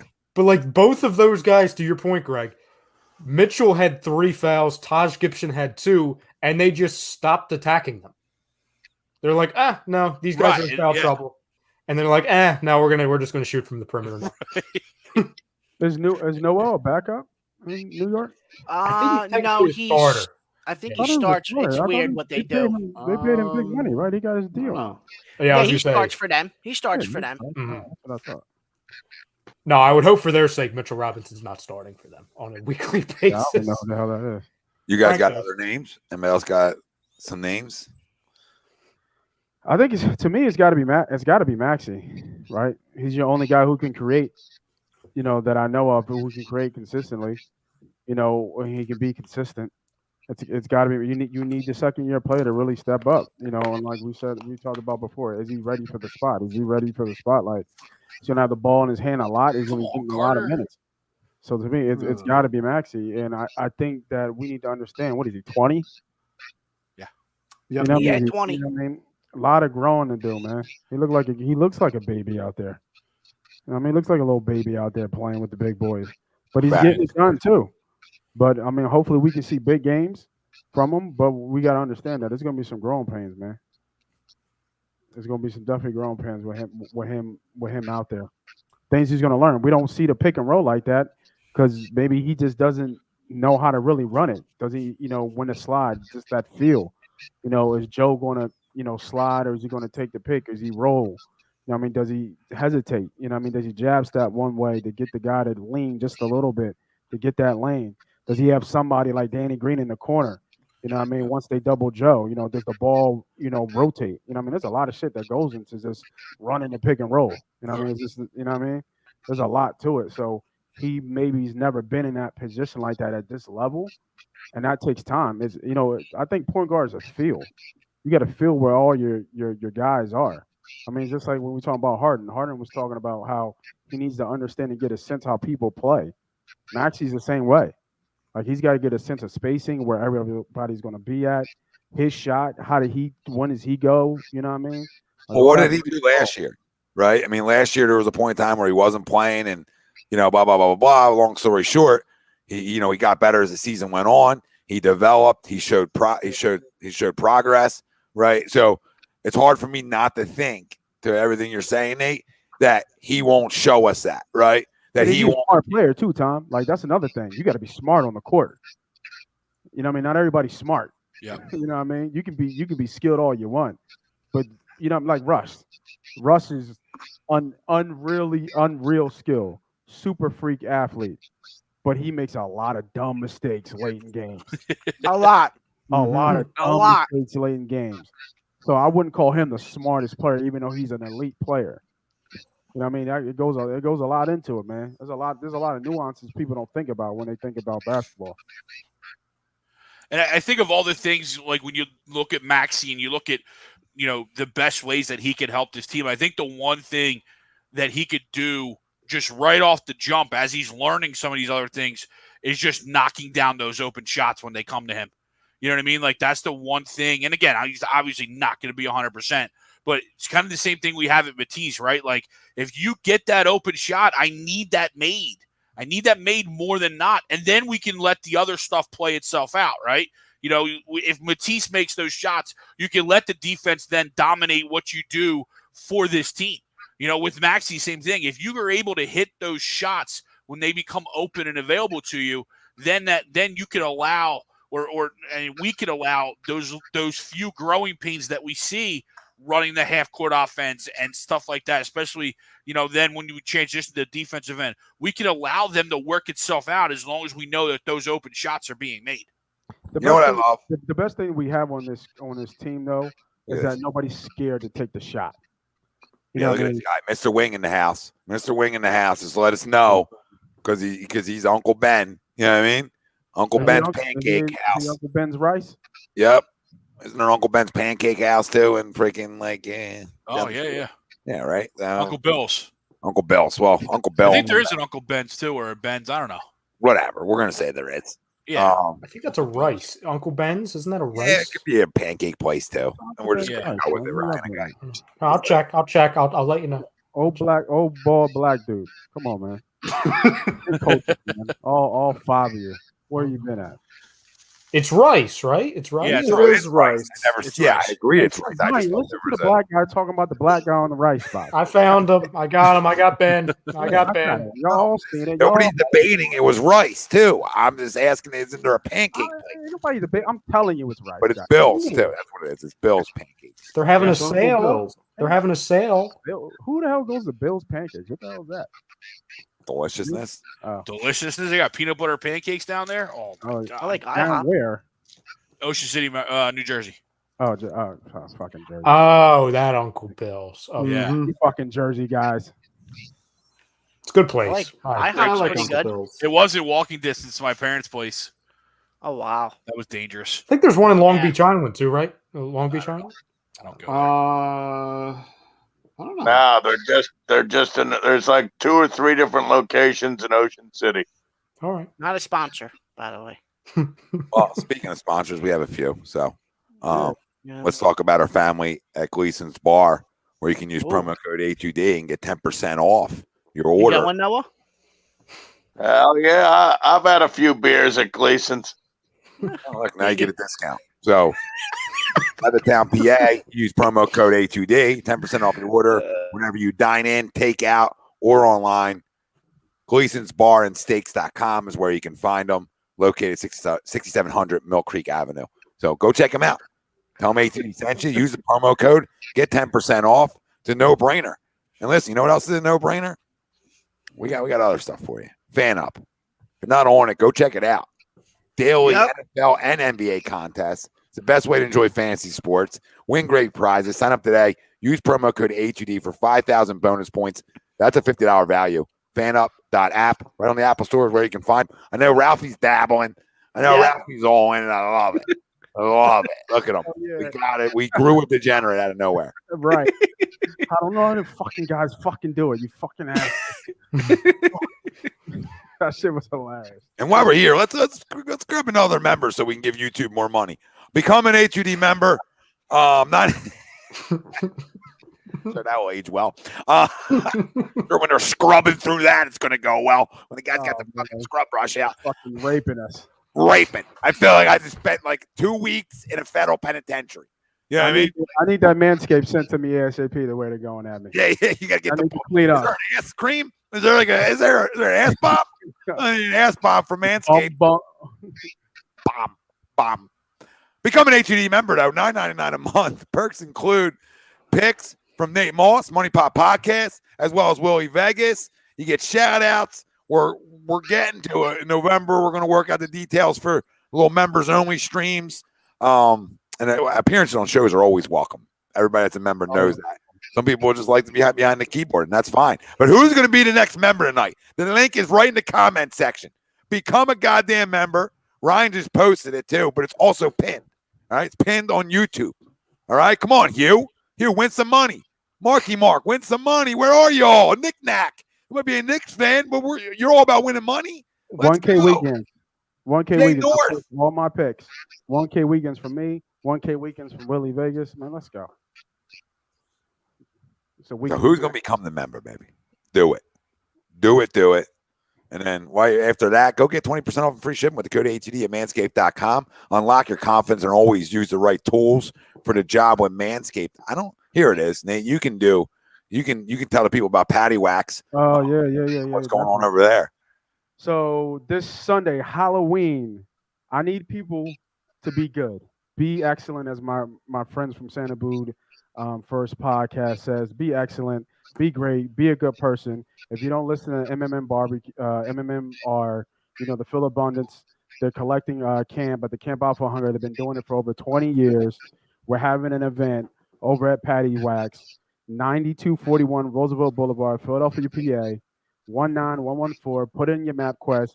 Come over. Bring some cans. We got Bloody Marys. We're going to have a silent auction. I think we're going to get a Brian Dawson signed memorabilia. We're going to have social media raffles. We're going to have costume prizes, beer specials. And then you can drop around, come in, drop Money Pop, and get 10% off your food, man. I say it everywhere I go. Tell a friend to tell a friend. Show up. Be great. Be excellent. Bring a friend. And get 10% off. I mean, we're just constantly giving it to you. Be a good person. Just be a good person. Change somebody's life. Freaking humble. Do people still use MapQuest? Noah. No, I got the smartphone these days. Greg, I didn't have nothing written down. It was coming off the dome, and that's the first thing. Oh man, I still use a compass and a sextant and follow the constellations. So he threw it at me, so I had to go slam it. Right? He threw it to me. They go take it. I was like, oh shit, MapQuest. What the fuck is that? Google Maps. Hey Nate, Nate, what time does the event start? It starts at 11 o'clock. We're going to have one show going on called Ladies Juice, and then we're going to have a pregame show powered by A2D Radio on the network called Santa Bood First. Great name. Love the name. And we're going to do the pre-show for the Eagles and Detroit game. But it's just people getting out, man, and really coming out. We really want to help the girls. They do it every year, and we really want to help them out as best we can. So, a lot of the money that is going to be paid and from the raffles and stuff, all that's going to buy canned goods and stuff. So, you know what I mean? And we take donations. If you want to Venmo me, Cash at me, PayPal, you know what I mean? Buy a membership or whatever you want to do. You know what I mean? We just want to help the girls out as much as we can. They actually got on Preston and Steve podcast yesterday. I got the clip that cool. Preston and Steve shouted them out. So, it's just a friend of the podcast, a friend of Money Pot, friend of Santa Bood First, friend of A2D Radio. So we're just trying to look out for the cookout, you know what I mean? And they don't got bad food. Hell they yeah. can hang out. You know what I mean? Bring the kids, and I think it's going to be kid friendly. So bring the kids. They want to have stuff for the kids. They're having a whiskey wagon out there, I heard. The fuck is it like? Ooh. It's giving out whiskey. Wagon. No will be there. No That's will be there. aggressive. You know what I mean? Love it. They're pulling out all the stops for this one. They're calling in all the favors. So I'm calling I'm calling in the favors, man. Show up. See ya. My 4-year-old can drive me home in her Barbie car. That'll be a sight. Going down the boulevard. Speaking of raffles, we're going to have raffles coming to A2D social medias shortly. So make sure you're locked in and you're following and you're subscribed. All right, people, make sure you are. We're gonna have raffles for Sixers tickets if you even want to go, or Flyers, depending on this trip goes. and definitely some memorabilia and all kinds of fun stuff like that. So Are we Astros won 7-2. Yeah, nice. Series is tied 1-1. What's the score of the Flyers game? Damn, it's 3-3. 3-3. God, damn. 3-3. Tom, question: are we going to be raffling off fertilizer? Oh wait, no, that's just the Eagles. Sorry. could be. I mean, Nick would love it. Nick would fucking eat it up. Eat up some fertilizer. He probably did it before his press. Terrible with the mic, bro. Like somebody, he should have like a coach. What Well, he's does got it he all do figured with out, so he doesn't need one. You know what I mean? He is terrible. He's got That it all. guy needs a fucking life coach. Well, why we're here, because listen, I've never been this disinterested in a football team as I am right now, and Jordan Schultz, I think his name is, blue check NFL guy. Am I right? Yeah. Yep. Schultz? Correct. Let me tell Jordan Schultz something. Get a clue, please. Stop saying that this kid's going to be fine and there's nothing to see here, right? Just stop. Maybe he will be, but just stop. All these guys want to be the smartest guy in the room. I told you. If he don't play well this week, the fork hits the fucking road. You understand? He's the worst franchise in professional sports. And I have a part of me wants him to lose. And I never say this just because I just want high picks. So maybe I can land some star players, even though the guy drafting them has no clue. But sometimes when you're that high up, you don't miss, right? Yeah. It just falls in your lap. That's what I'm begging. Listen, if you have the number one pick, you can't miss. It's hard. It's harder Shit. to miss than it is. It's harder. Unless it's not Thibodeau, then you missed. So I never want to. I never come into a week saying I want him to lose, and part of me doesn't want him to. You know what I mean? Are you all in for the tank, Tommy? I'm just there. I don't have the energy. The stuff that comes out in press conferences is fucking ludicrous. That I need to do better. The comments after the game, how he's never in the defensive room because he's worried about play calling. Well, maybe you should put the play calling down, give it to somebody else because that's not working, Nick. Okay, and then after you do that, maybe walk into a defensive room one time. Maybe because you oversee it all, brother. You oversee it all. That's your damn job. You're the head guy, bro. You got to oversee the head it guy. all. So your defense is giving up 80% plus every goddamn week. Completion percentage. Maybe you want to walk in that room for a hot minute. Maybe you just want to take a peek. What's going on here, guys? You guys good? Anything to talk about? So I want to tell you what Nick Sirianni said today. Nick Sirianni said, despite being tested with a 2-5 Eagles start, he will not change his approach. Sirianni is sticking with his core values and with what he knows works. Okay. Nick then says, this is why he should never talk. He will do anything to get the Eagles on track. Anything? Maybe change your approach? Get fired? Fire yourself? Get out of the building? Anything? So you can't say you'll do anything to get you on track, but then be closed-minded and pretty much say, well, what I know works, and that's all that matters, right? That's not how it works, right? Guys at this level need leaders of men, guys they believe in, a coach they believe in. If they don't believe in the scheme, they don't believe in the coaching staff, you get guys that are thinking out there and not playing. You understand this? You got to react and go. It's a react league. It ain't a think league. Especially, you know what I mean? Yeah, you got to think some things, but it's react. It's fast. Shit is fast out there, baby. So you better be able to react and go. Because if you're not, guess what happens? 80% completion percentage, 90% completion percentage.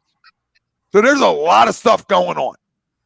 So I'm going to say the Eagles lose 27-24. I don't even care about players of the game.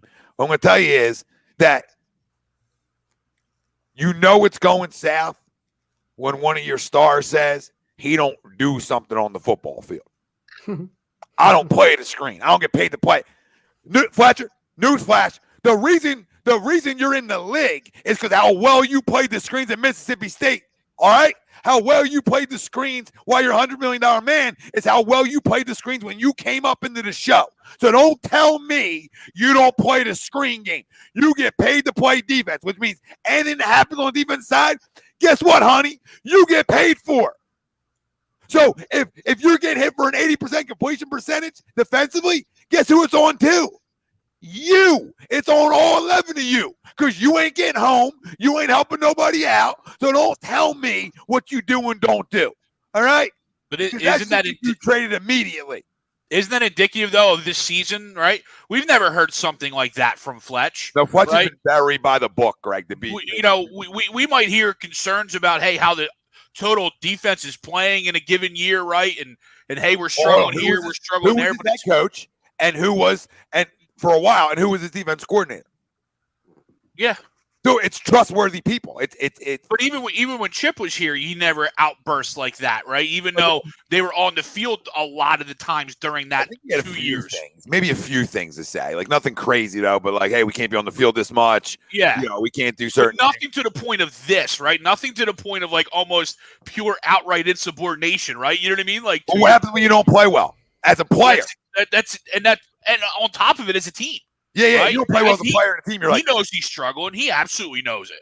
I don't play that. Guys, I can go after the passer. What? Yeah. Oh, man, you okay, bro? Where they at? Where they at? Where the sacks at then? Yeah, nothing's They've been there the last few years, and it's not like just this year. The sacks haven't been there the last 2 or 3 years from you, Fletch. And we all gave you a pass, right? Oh, double team, blah, blah, blah, blah. Yeah. So if that's your goal, if that's your game, then where were they last year? Yeah, whole league's double teamed. You know what I mean? To your point, whole league's double teamed are worthy of being double teamed. So, and they all get home. Yeah. Not every time, but they show their pure dominance. And not one point through this season had I seen the old Fletcher Cox. Not once. Not one time. So please spare me what you do and don't do. Because then fine. Go get 10 sacks and you can tell me what you do and don't do. Yeah. I think he's washed. All right, look, clearly that was a dumb that was a dumb comment by Fletch, no doubt about it, all right? But clearly what that comment shows me that this team does not respect this coaching staff worth a damn. All right? But then again, what has this coaching staff done to deserve any respect? I mean, they just flat out suck. All right? Jonathan Gannon, I'm sorry, he's got to go. I don't give a fuck. I mean, why the fuck would you even let him back on the plane? All right?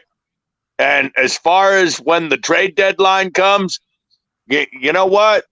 I would say we're at the point now where guys like Fletcher Cox, I mean, hey, thanks for your services, but it's time to go and see what you can get for him.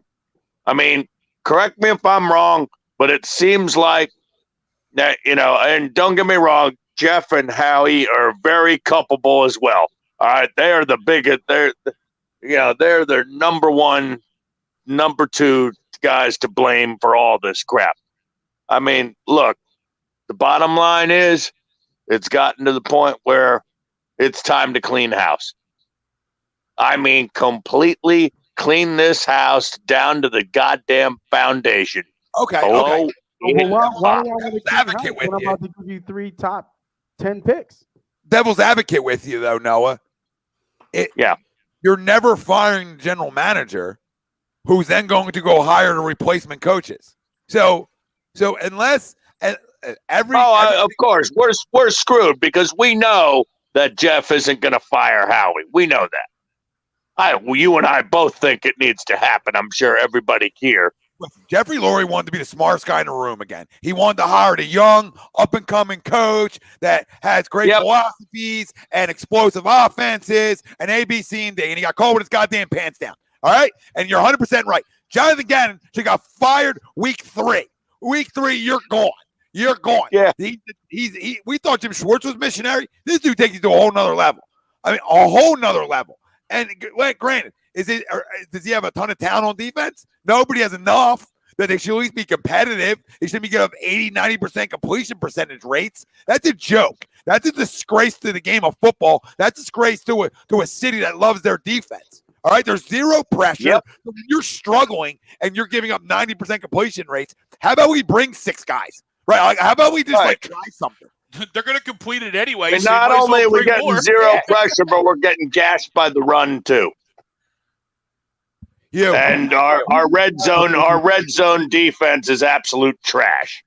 Our red zone offense isn't good enough. Our red zone defense isn't good enough. Our quarterback's not good enough. Our position, all our skill position players are young and not. You don't know what they are yet. Listen, again, Hugh, thank you for coming a member, brother. You won't be disappointed. You're now part of the HUD member wheel every week on Monday and every Saturday on Steve's show. So we'll continue to do that for HUD members, plus all the gambling picks you get and all that fun stuff. And like I was saying before, we're going to be doing raffles on the HUD social platforms with a lot of fun stuff, from tickets to memorabilia to all kinds of stuff. And it'll be like the first 50 people.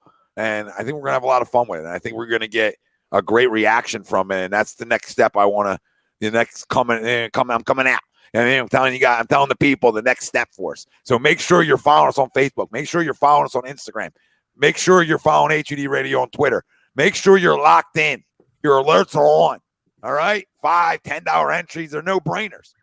We're going to start with Sixers-Bucks tickets. I feel like that's a good start. Good start. Looking like 10 rows off the court. You know what I mean? Yeah. Something solid, a good ticket, a good game. Defending champs in the house, right? A lot of energy. So, I found Mike Tyson signed boxing gloves, but they got purchased right before I was able to jump in on them. So I'm out here hunting, freaking hunting fastballs out here. Let me ask you boys this: they lose to Detroit. If they lose to Detroit, because I don't know which way I want to go, because everybody's saying they're losing to Detroit, and I feel like it's getting crowded that the season's over on that side of the ship. But if they lose to Detroit, something's got to happen, right? Somebody's gonna get fired. Somebody has to go. Yeah, somebody has to go. Something has to happen. I don't know necessarily fire, but like Gardner Minshew might be starting. Yeah, I was about to say, it's just the quarterback change, you think? Counting, I guess, how he plays, but if he loses, he loses. I mean, how many more times are we going to go, through 3 quarters, or are we going to have single-digit receptions for 100 yards or less through 3 quarters in the NFL? Like, that's been every game. He's had like more games than not, about like 60 yards total going into the fourth quarter. That's what I'm saying. Like single-digit completions for 100 yards or less. I can't 3 quarters in an NFL game. I can't do it. Julio, listen, nothing but love for you, brother. And I want to be the guy who always believes, right? I want to find belief in everything with our 4 major sports. Can we fucking stop it? Can we watch them and say, I know the coaching sucks. I know this sucks. But some of y'all are the ones running in here last year telling me, well, Jalen Reagor ain't good because the coach is not good. They don't put him in positions to make plays. Jerk me off, okay? Now, the wide receiver whisperers in the house, and Nick Sirianni, that's all everybody told me. He wore a T-shirt saying wide receiver whisperer, all right? And he still stinks, okay? So knock it off with coaches. Players play. Jalen said it today. Shit. Jalen Hurts told you all that players play. The quarterback has been making my point and made it for me today. Players got to make plays. Damn it. Isn't it pee-wee fucking football with play designs? Jerk me off, play designs. Are you kidding me? Everybody knows what everybody's running. Damn it. I said it for years. Everybody knows what everybody's running. They spend 6 freaking days studying what you do. Damn it. You think all these coaches don't know each other by now? They don't know what each other's tendencies are? So what survives, Julio, to my family out there? What survives? Fucking talent. Damn it. Bill Belichick looks like a guy. He's just a guy now. Just a fucking guy. There's a million Bill Belichicks around when Tommy leaves. Damn it.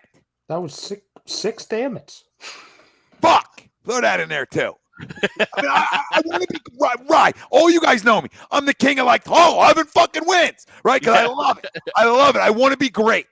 Okay? But can we stop? Can we just have a feel and watch the game and say, I want this kid to be really good because I don't want to draft the quarterback again. But, man, he don't look good. We're there. Man, he don't look good. I hate to say it, neither does this upcoming QB class. I'm trying to think. Has there ever been a fall like this? Super Bowl champions, what, 5 years ago? Was it? Yeah, is it 5 years? Has it been 5 years? Mr. Wing, what are you talking about? When am I beating the drum for Minshew? When am I running around asking for a mustache ride? At the end of the day, I said Jalen Hurts play 17 games this year. But can we all take a step back, punch ourselves square in the dick, all right? Then get the blood flowing a little bit again. Come back and say to me, you know what, Tom, you're right. He hasn't gotten better.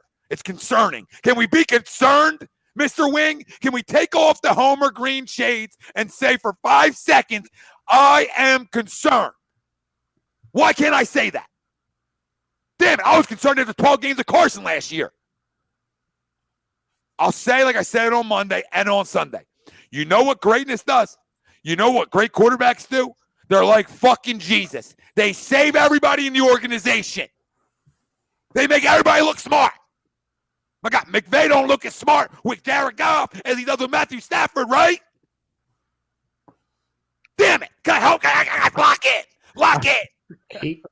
Well, hell, McVay, and on top of that, McVay went to the Super Bowl with Jared Goff. Right? Fucking LaFleur. I said the right Monday. LaFleur, Matt LaFleur smells like a good coach to you. He's with a bad man.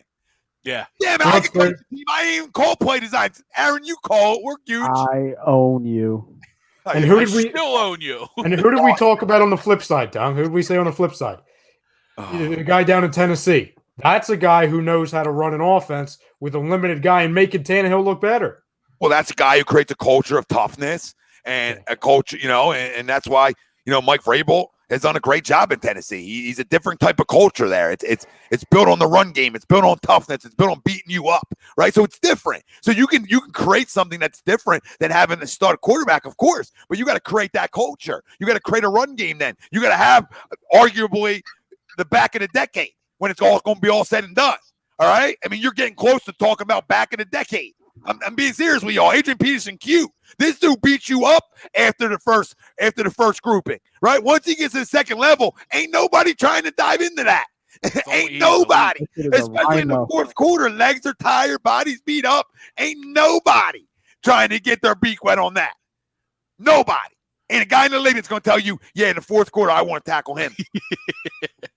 It's a shame he's not elite, though. Yeah, he's just good. He's good guy. He's just average at best. We're going to take Miles out of the backfield. He'll get or Saquon, who doesn't have a leg. He'll just get you 2,000 yards. None major. Yeah, that's it. But he can't catch the ball, so he's not a. What's impatient have to do with it? Mr. Wing, we're talking game in, game out. You better start becoming. You better. Mr. Wing, we're 2-5 and we're going nowhere. Nowhere. We have the shittiest coach in NFL history. Damn. Yes, you heard me say it. Worse than Kotite. Worse than Ray Rhodes. Okay? No, don't you go to being dirty to Ray. I liked Ray. Ray was 9-7 his first year. Made the Come playoffs. on, put a little respect on Ray Rhodes. All right, maybe he was 10-6. He got us he at least saw the playoffs. He was, all right? Byron Evans. Shitty after that, though. Byron Evans. He was shitty after that. I'll tell you that. Mr. Wing, I love you, but Risto took a puck to the face. I just don't know. I don't know what people see to lean on Hurts. Again, the great leader, great guy. Nobody's disagreeing with that. But the guy shows game in and game out that he's not gotten better. Mm-hmm. His coach isn't helping him either, though, right? No. Well, that's what I said on Monday. That's the other thing, too. That's why I said shittiest coach in NFL history. Yes. I don't even know if he's good. Like, I can't really get a sense if he's good or not. I can't. I'll tell you. I know he's not good, but I'm just saying from what they're running. Regardless of all 35, 40 what times. they're running, they're throwing the football and he can't do it. Yeah, at all. At all. Mean, you guys are 100% right, though. I mean, Nick is not helping. Nick's garbage, but at the end of the day, if this guy was elite, he would make up for some of it. There'd be elite plays where you're like, okay, show flashes or something. Show flashes or something. Oh my God! I just saw Trey Thomas's tweet. Sitting here thinking, was I the soil, the root, the water, or the fertilizer? So let me piggyback off of that for 1 second, okay? Jesus. That tells you everything you need to know. Now, if you're an athlete and you listen to Presser One and you get paid to clean somebody's clock, right? And you hear, well, I like to judge my guys' competition off of rock, paper, scissors. You're out. You're out. You're out. You're like, what is this guy talking about? What the fuck? You're talking to your boys on the team. What did this guy say? And when he brought fertilizer today, you think Trey Thomas is the only one thinking that? That whole locker room just said, what? Yeah, for sure. What if you're trying to plant flowers and grow flowers? Don't you think your best tool was a gardener? Oh my God! Didn't they say he brought? Oh, Frank, it took you that long on that It one. took you that long, Frank? Come on, Wow, Greg. I can't Wow. take credit for it. That was my boy. That was my buddy Jeff. I Well saw done, that Jeff. today on his social media. Well done, Jeff. Greg's got nothing of his own. Wow. No, there's zero creativity. Tom, you said it perfectly right. There's three things. I mean, there's a lot of things, but there's three big things that this guy has said in the limited time he's been here. It started with rock, paper, scissors. Then it went to the friggin' chart, and it's still with the chart. Now he's talking about photosynthesis and friggin' I can't even say that word. Photosynthesis. I can't say it. I can't say the damn word. He's talking about friggin' Photosynthesis. fertilizer. Thank you, Frank. He's talking about flowers and all this friggin' plants and trees. Dude, just talk about, hey, it's Mr. Self-Scout, which you suck at, by the way. Here's what we need to do. It's a Wednesday. We have a game Sunday. We suck at this. Let's try this. Not, hey, we're like, has anyone seen Chuck and Larry, the movie Chuck and Larry with Adam Sandler? Yeah, great movie. You know the guy, the wedding guy, when he's talking about how life's a circle. I swear to God, like life's a circle, life's a flower. No, it's football, Nick. It's football. It's always been football. It's not a flower. Like the team, it's a bunch of that. They're not flowers. They're not roots. They're people. All right, you, Nick. I can tell you what you are and what you're not. You're not a head football coach. I don't even know if you're a coach, period. You're just a freaking moron. I'm sure you mean Bob. You're a great guy. Right? The entire league doesn't want to be a part of this organization per se, right? Because of the one Howie Roseman, right? If you don't think that the outside world. That's why Brandon Staley didn't take the job. Yeah, somebody just said that. And I'm sure a lot of others too. Yeah, The right? enemy. The Why enemy. not want to come here, and other people, right? The outside football world, okay, on the inside though, but outside of here, right, saw what happened to a Super Bowl winning head coach and an air quote Super Bowl winning MVP caliber quarterback that we didn't know what was, but we saw everybody watched what happened, how they drafted a quarterback on him, right? How people see the perception of it. Wow, Doug can't get a seat at the table. The guy won a Super Bowl, won a lot of football games there. He has no say. You don't think the outside people know this? So the only guy they could hire was a guy that said yes. And that's the facts. A yes man. That's the facts. The entire league was laughing at us last spring, and we thought it was so bad. And then Howie Roseman and Jeffrey got into a room and they said, they think they're laughing now. Watch this come this fall. Now, people were saying they're talking about it on national ESPN radio. You've got friggin' of all people, Collingsworth laughing at us. Like, it's bad when Chris Collingsworth's laughing at you. You know what I'm saying? Like, we're supposed to be laughing at that guy. No, shouldn't be the other way around. Yeah. It's so bad. And you're right. Like, of course, I want him fired. I want all of them fired yesterday. But as we talked about Monday, Tom, and that's why I'm in the boat where I want them to week in and week out be competitive enough to be in games long enough to lose by a field goal. That way we have draft picks and higher draft picks. But then I remember, wait, if scum of the earth Howie Roseman is still in the building, what are those draft picks going to be?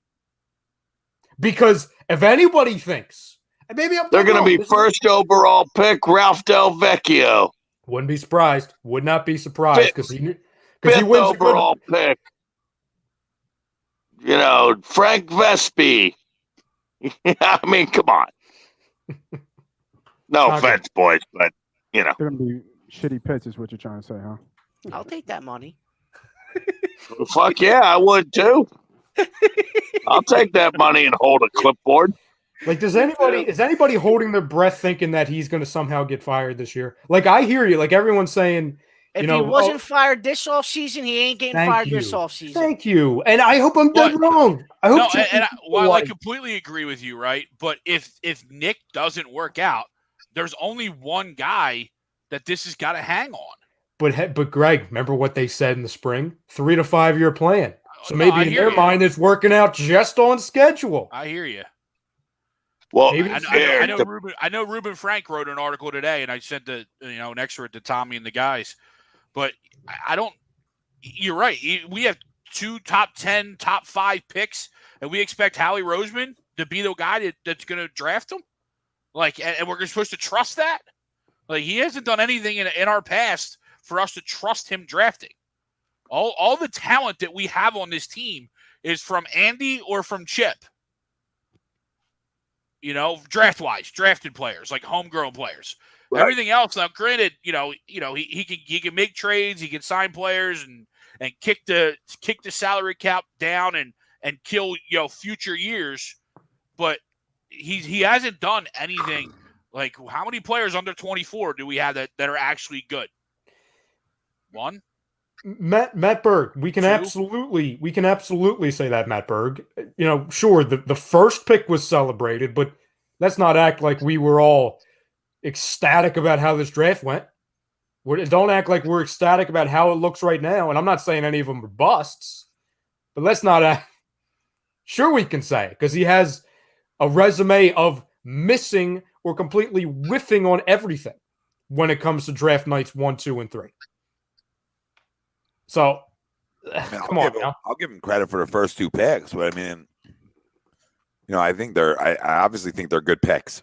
Mm-hmm. I'm not going to run from that, but the fact of the matter is there's a lot of misses, and that's why you're at where you're at. So this team doesn't have a young core. Look at the next 3 to 5 years if they get 3 top 5, 10 picks. It's going to be hard to miss those. You're talking about 3 potential Pro Bowlers, maybe a Hall of Famer in there. Well, listen, if you draft like that, your whole organization changes for the next 10 years. So for sure. It's the most don't have to be the quarterback either. Yeah. And that's why. Do you think Jeff and Howie came into the season with the purpose of let's tank this year? No. They No. came into the season Maybe not just purposefully, but Ralphie. I'm sorry, Noah. You'll appreciate this because I'm going to bring up a guy that we all hated, but you and I would always talk about him. Andy McPhail a couple years ago talked about if we win, we do. If we don't, we don't. If we do, we do. We don't, we don't. I think that was the mindset of the Eagles. Hey, if Jalen is somehow the guy, and if Nick Sirianni isn't this bubbling moron and he can actually run an offense, and Jonathan Gannon can actually run an improved defense, yeah, we might be able to compete. Right. And that's good. That means, and then we'll be on, press conference days saying we're ahead of schedule and we're the smartest. But if it goes and we fall on our face again and things look like they do, well, it was a 3 to 5 year plan, guys, and we have all these picks. So what were you expecting? Yeah, no, they have way too big. There's too many egos up top, from what we know, for them to ever want to lose.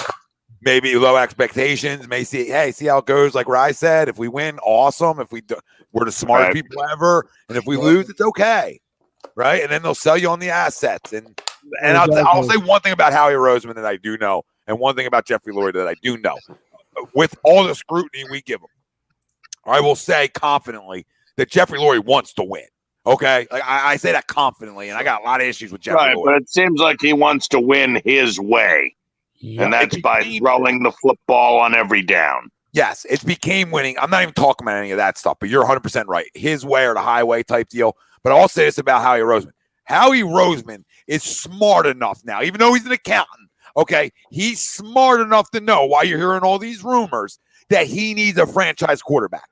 He's not oblivious to that. There's a reason, like, I don't like the Jalen Hurts pick in the second round, but I'll circle back. I know why they did it. I said it on draft night after the dust settled and cleared. Right? As an insurance policy to Carson, and now Carson. Yep. Huh? I don't think it was ever meant to run Carson out. Carson just came and played like shit. So that all happened because I think there was a lot of turmoil in the organization, and when you get that, you get guys play like shit. But regardless, so I think he always wants to win. Right. And I think they just didn't have the faith that Carson could stay healthy, hence they draft Jalen, correct? Yeah, there will be a franchise quarterback on this roster next year unless lightning in a bottle happens and Jalen Hurts starts the ball. I can promise you that. I don't even think it's going to be a draft pick. Like, I think they're trying to win. maybe it is a draft pick, right? If they feel like the right guy's there, I see that too. But more, I'm leaning more right now because we don't know who that guy's going to be. Like we gotta really study our quarterbacks per se. But we do know that he will be aggressive. If there's a guy out there he can get, like if he can even get it, then they're probably going to sign a veteran who can be a franchise QB because they're definitely, this QB draft class, unless some miracle happens, you don't have a QB in this draft class that's worth taking in the top 10. Sometimes we say that, and that's when they come, right? Yeah. Like just to play devil's advocate, right? Just because I love to. Like, there's the drafts where it's touted, and there's so many, right? And you're never gonna miss because there's fucking 42, right? Well, hence this year, right? Now they got a lot of time to go, right? Mm-hmm. They got a lot of time to go, but like, there's guys who look good, there's guys you don't know, right? Lawrence looks like Lawrence will be fine. But my point is, it's just because there's a lot of guys out there that you think are going to be the guys. That doesn't necessarily work out, right? But sometimes you can catch. You find that you find that stone. You know what I mean? You find that golden fucking stone. There's no such thing as it, but you find it, right? And you go from there. I don't know. I mean. Yeah, I don't. There's talent in the class coming out. It's just Mm-hmm. there's not that slam dunk talent. There's no Trevor Lawrence, Andrew There's no Luck. Lawrence. There's no Joe Burrow. Look at all the guys playing. There's a lot of guys that have a lot of talent, but they also have a lot of quote unquote misses in their game right now. Look at all the guys that are still playing in this league. All right, take Matt Ryan out because he was a high pick. But most of the veterans that are playing, and you can even sprinkle Drew Brees in there because he just got out, right? Most of the veterans that are playing right now, they might have been first round picks, but they were late, or they were Brady, or they were Dak. I mean, you can even look at Dak. I mean, you don't. If you're good at what you do, you can find one. Not maybe this year. I'm just saying in general. You know what I mean? Like you can find one. Like I'll just tell you right now. Don't draft Kenny Pickett. I got no time for two gloves in 60-degree weather. All right? You put 2 gloves on in 60-degree weather, I'm out on you. I'm out on the 2 gloves. Nope, done. You want to wear the 1? Fine. Nothing on your throwing hand, babe. Show me you can spin it without the glove on. I got no time for the glove. So I'm out on Kenny Pickett. And he's from Pitt, so. No, I got no problem with Pitt. I don't care about Pitt. I don't care about the school you go to. I care about if you can play, per se. And he'd probably be awesome now. Like people will start wearing gloves all the time. And just because I said all this. He has shot up. I don't think he's great, but he's gonna obviously he throws the ball well, and because of some of those other guys that are quote unquote the top of the list, like your Spencer Rattler's falling flat on his face. He's now a guy that gets looked at because he wasn't necessarily beforehand. But there is some talent. It's just not that slam dunk Trevor Lawrence, Andrew Luck type of talent. But even on top of that, we don't have that talent on our team right now. Like you look at our guys from under 24 on the offensive side alone. I mean, how many can you really say have a Pro Bowl type of game to them? Well, how old's Goddard? Gainwell, Goddard's 25. So 24, you got Mailata, you got Sanders, Driscoll, JJ, and then 23, Quez, Jalen, Hurts, Herbig, Dickerson, and then the 22, the puppies. I'll give Dickerson. I mean, just because he's young and we have upside. The guys you just named off were on the offensive line. I know. And then your puppies, you got Devontae, Jalen, and Kenny Gainwell. Those are the kids are 22.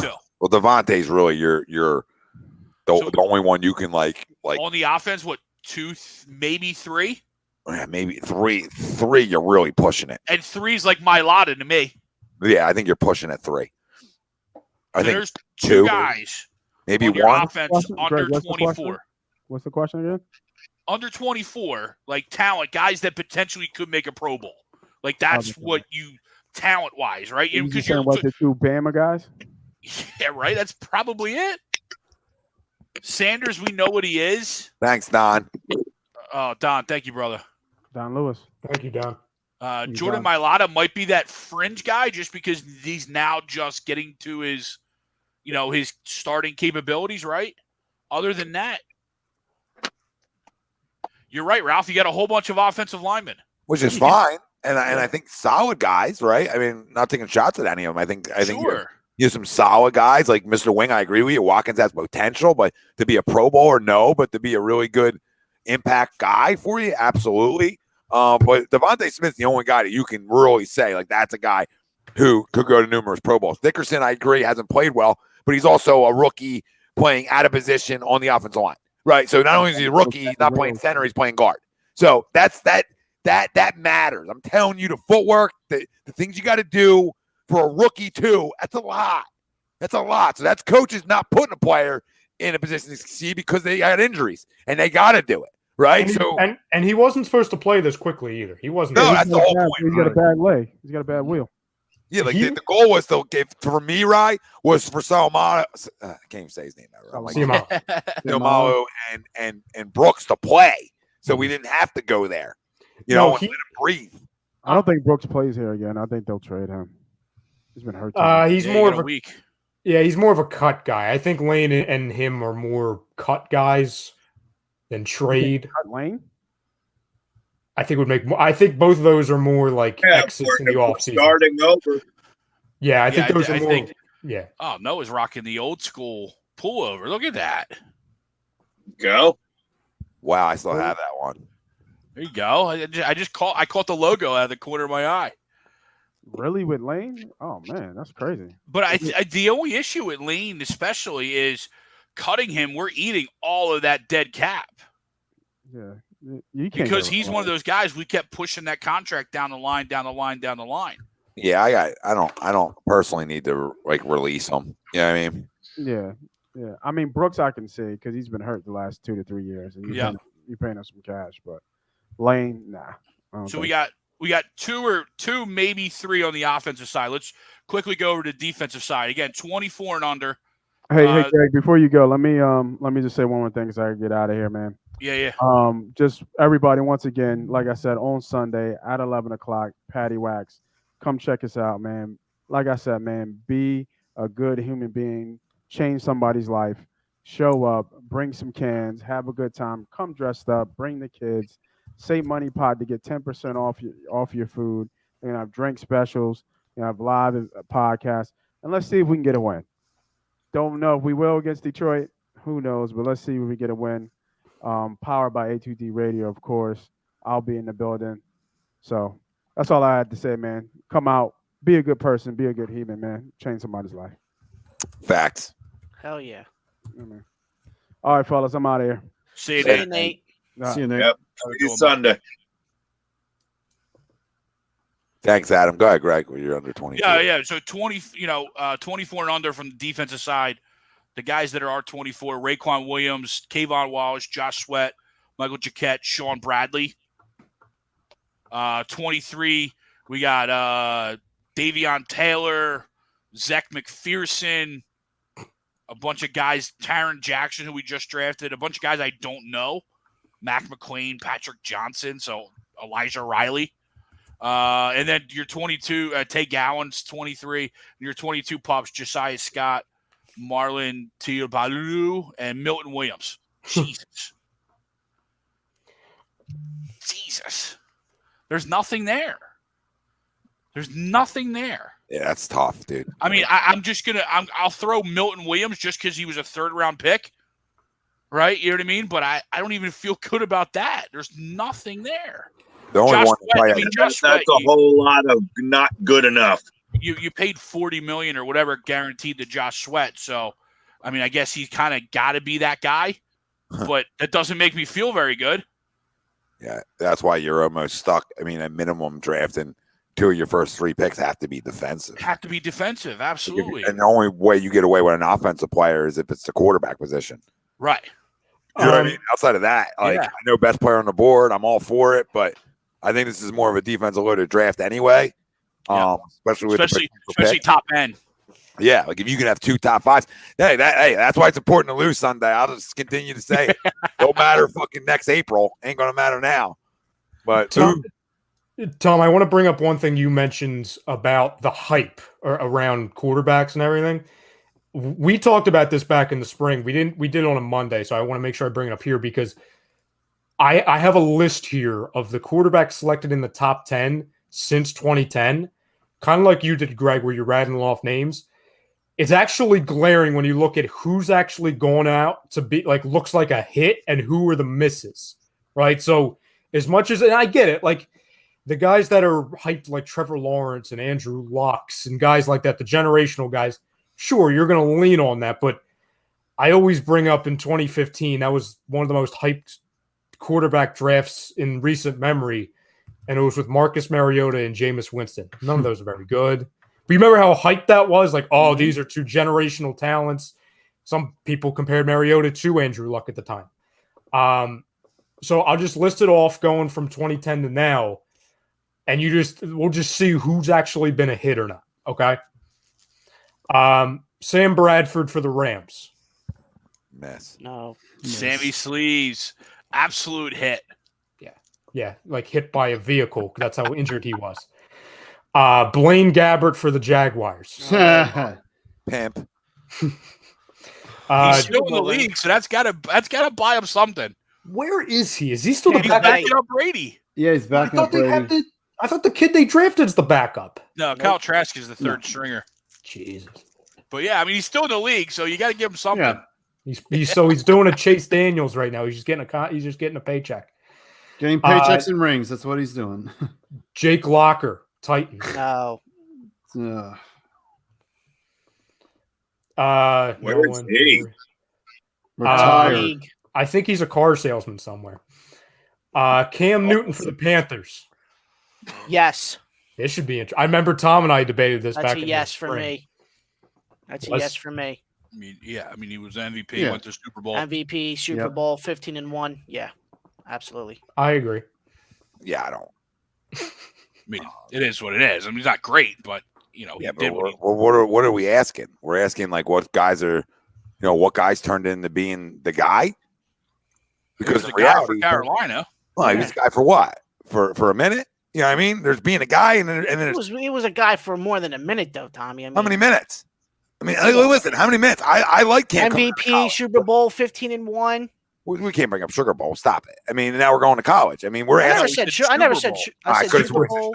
Super Bowl. Sounded like you threw a little sugar in there. Oh no! I'm mad at you for the sugar. He went to one Super Bowl. Yeah. He didn't win the Super Bowl either. No. So okay, he went to a Super Bowl. What else did I he think for the But as Panthers a in number their one- draft, I think they Yeah. got what they got As a out, number one what they overall needed to pick, get yeah. out of them. Absolutely. Hold the phone. Hold the phone. Out of the number one overall pick, which is a quarterback position. Yeah. I'm good with like 3 It's years. the 4 years of Panthers. being really successful, and that's it. It's the Panthers. They weren't having any success. The team doesn't matter who it is. The question Sure is, it does. no, because the question is, the quarterback change their franchise? Yes. Cam Atkinson again. Again, Sorry. No. That Again. Cam's been a hit. He's been a hit. Yeah, That like, Cam. I'm not saying, But I would argue that he did. I would argue I that think he he turned did. around. He turned around the franchise. I do. understand what I'm saying to you. I'm not saying Cam wasn't good. I'm saying like Cam to me had a little short stint of being a franchise guy and then fell off. So we No, have to. I agree with you there. So Yeah. if I'm drafting a guy 1 overall, that guy's got to be my guy for 8 to 10 years. That's just the way it works. to I be don't put in that disagree category. there. Yeah. If he went to 2 Super Bowls, 2 MVPs, now we're really having a conversation, right? Like fairly, like one time that's cool. Can you do it again? Yeah, I was more taking the team into account. Like they were a direct before, and he actually kind of put them on some sort of the map. Mhm. Yeah, for a second, and now they are what they are again. No, you're You right. know, like, you know what I mean? They're just They're back to seeing ghosts. Yeah, they're just which is fine. Like I'm not like again, most of these guys that you're gonna say, the guys that are really panned out, change their franchises because they're still there, or they're still there, or whatever. Yeah. I don't know. The Cam. I can see how It's people are iffy. 50-50 with Cam. Yeah, with it's- Cam. I I see think- how it is. My same argument back in the spring was when this list is done, I think Cam's going to end up being one of the more attractive names coming out of this list. which Well, is bad. That's not like a crowning of Cam. That shows how bad this list is. Yeah, and I'm saying he was a number 1 overall pick. You know, we saw everything he was able to do in college. I just don't think it was long enough. Guys, I'm not like, you know, okay, he was a franchise QB. Jesus Christ, Mr. Wing. So now a lot tells me about Jalen Hurts to you. I mean, come on, it wasn't good enough for an extensive period of time. Once he got figured out a little bit and the hits came, he couldn't be the same, and he could never throw the ball enough. He had a great arm, but he never went through his progressions. He never got better at that per se. And then he went to Bill, and he struggled with Bill. I know it's the end of his career, but that's a place where you think, okay, him and McDaniels, you know, they'll play to his strength. And like this, I get nothing was there, but you guys understand my point. So like he never was able to get back to what he was for that year. How great he was. That was him in college. He was so fucking good. He's better than everybody. He would run you over. He would run linebackers over. Like he's a monster. I loved Cam. I loved Cam. So I'm not like saying Cam wasn't awesome for a period of time, but this is not long enough for me to say, yo, like he's not going to freaking Hall of Fame. You know what I mean? He's not doing any of that stuff. No, nobody's saying that, but I just think that Cam Newton as the number 1 pick changed Carolina though. And while being in Carolina, definitely turned that franchise around. He had while being there, unlike Sam Bradford, unlike Jake Locker, the guys that we just read off, none of them changed their franchise. Yep. While they were there. Well, so Sam Bradford changed our franchise. So they ended up in Los Angeles. We're lowering the bar, Ralphie. It's what you just did. You moved the goalpost. Lowering the bar. I'm just going off the names that were just read off. I understand, but you're moving the goalpost. You know, okay, because one guy's better than shit doesn't make him a franchise guy. You understand? But what Cam did, and the quarterbacks but before him, the ones before don't matter. We're talking about what he. It does matter because they were just read off. It does matter. Is he better than Slop? Yes, no shit. But I'm saying, give me more names, right? Like, all right, read the fucking names off. Let's go, more names, and we'll put Cam up one of the here. many that ain't playing in the league or ain't starting in the league. He was in Carolina for what 10 years, 9 years, so 8 years.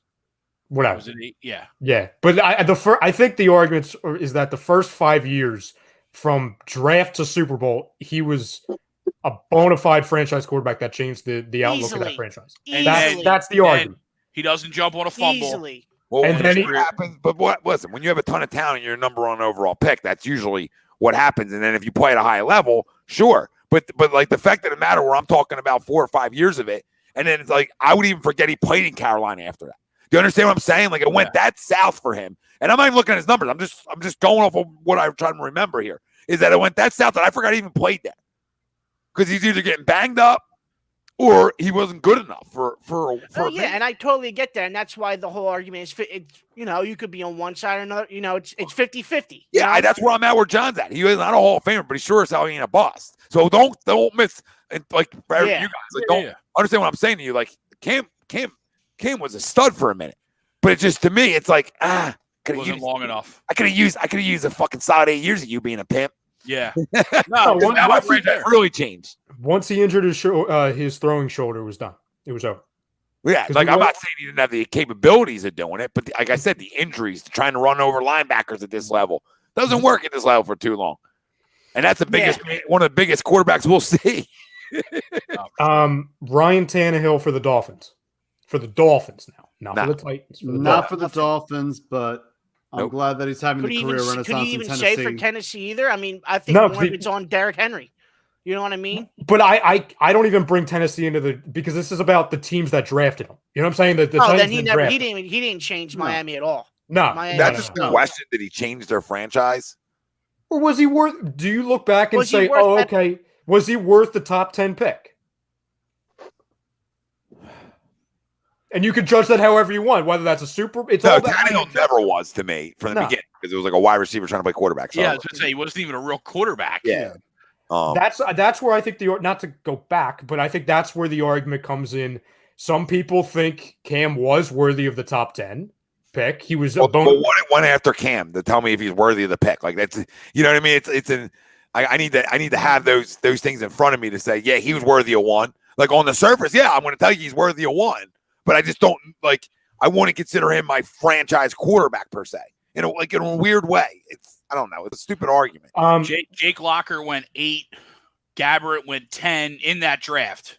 Well, what else? Von Miller, AJ Green, Patrick Peterson, Julio, JJ Watt,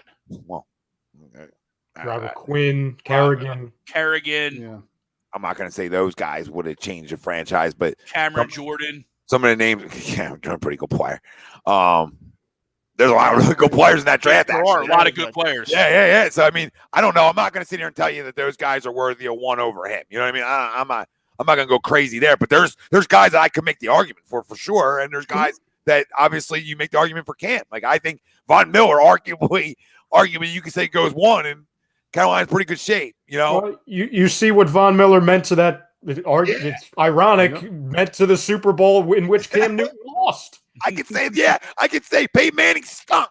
I could say Von Miller would jump on a football. I mean, there's things that I got sour with Cam over, and I was a Cam guy. So understand where I'm coming from. Like I was a Cam guy, and then I got a little sour taste in my mouth after that. Well, that's the biggest team you ever play in your life. What are we doing? That's the argument. It's okay. Does someone value Cam Newton being on one of the better offenses of the last 10, 15 years that didn't win a Super Bowl and only lasted for about 3, 4, 5 years? Or do you value Von Miller, who was the piece in arguably the greatest defense in the last 15 years? Yeah. I almost value the other side of it because the only reason I'm valuing it, guys, is just longevity, right? Sure. I'm not valuing it off of talent. I'm not valuing it off of like, well, this guy was MVP for 1 year, this guy wasn't. Like, I'm just valuing it strictly off of like the longevity. And Von Miller had a better career than Cam Newton did, and you know what I mean. He just has, and that's not taking a shot at Cam. If Cam played a solid 8 years of high-level football, then MVP it's not even up for fucking debate. Because they would have go back to another Super Bowl. You understand? They would have went back. Hold on. In that draft was the best pick ever by the Eagles. I don't know if I probably would take this guy over Cam Newton if I would have had number 1. Who is it? That was the good old Canadian Fireboy. Oh my God. Danny Jesus Watkins. Christ. Yeah, I'm going to move away from that quickly. Go. The Washington football team, not at the time, Robert Griffin III. He could have changed that franchise if Dan Snyder wasn't an asshole. He's like mini Cam. It's like he showed. Right. He is so into Cam, it's not even funny. Like he's lower level Cam, right?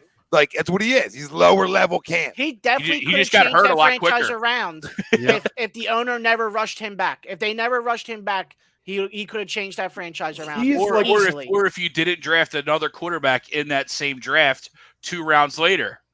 He is literally the drafted Kirk Cousins in the 4th round. Well, I'd make the argument that Kirk Cousins could have changed that franchise for the better, and they almost gave up on him too early and didn't pay him. Yeah. That's the one that they missed out on. It's okay. You missed on Robert Griffin. He got hurt. Fine. But you had another guy in the building that is a legit. That won you football games too. Yeah, and can still win football games if you like that situation. Like he's a gunslinger, dude. Like imagine Kirk Cousins on that Washington team. Bet that defense looks better. Yeah. Oh, easily. Right? I bet you some things look better. I'm not going to crown them. I'm not calling them Super Bowl champions. I'm just saying that he changes your franchise every they year. Had 2 quarterbacks that could have, and they let them both go. Yeah. They messed it up. The one guy at least makes you relevant for every minute he's your quarterback, and that's Kirk Cousins. Like he at least makes you relevant as a franchise. Correct. Yeah.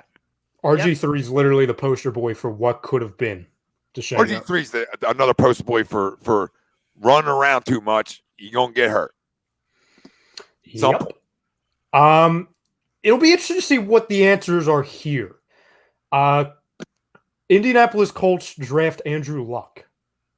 Well, that's a franchise. I mean, when he was there, they definitely turned around. Yep, absolutely. I agree. I was just interested to see maybe if somebody takes the other side. Well, we know how it ended, and they never got to that peak. No, I mean, he never filled Peyton's shoes, but He was a pretty darn good quarterback for a while there. They also very didn't good help him. quarterback. They didn't help him. They didn't help Not that him. Oh, Peyton- they never built an O-line around him. He Yeah, like never that's- got an I'll take him O-line. over Peyton. What?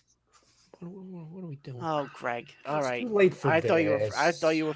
No, I'm Go to dead bed, serious. Greg. I would take him over I Peyton. mean, he won a lot of games as a starter. I mean, I would look to compare his. You would take numbers. Andrew Luck over Peyton Manning? Yeah. How many touchdown passes Cam throw for? Oh my God. Peyton only won one. Cam's 190. What? All right, so this dude only played 1, 2, 3, 4, 5, 6. What, Ralph? What the F did you just How say? did you just say that? What With the- Yo, top he threw line- 171, Greg, in Who, in Luck? 6 seasons, and 1 season he only played 7 games. Yeah. Luck was just a different dude. 171 he threw in that short sample size. And then the injuries piled up. Listen, Damn. Greg's such a Brady guy that he's going to hate Peyton. So just people out there Yeah, understand it's where like- the agenda is. That's like hating the game of football, though, by saying so. Well, I used to argue it all the time with buddies that Brady was better than Peyton back in the day. So, like, it never was a hate for Peyton. It was almost like a Frank Thomas, Ken Griffey, right? Yeah.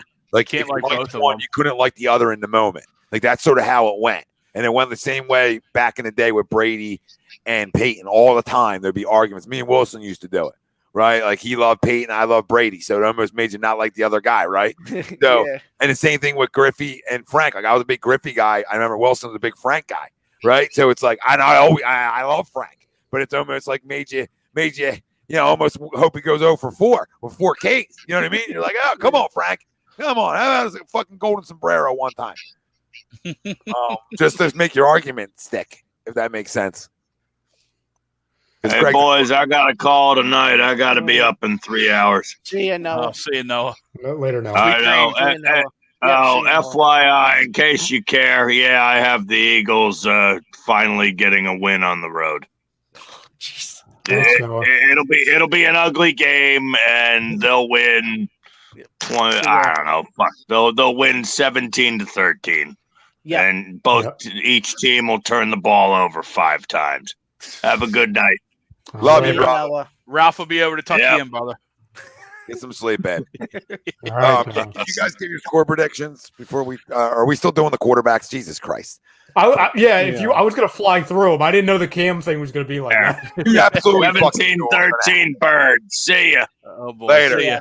You fucking absolutely knew it was going to happen. A little bit.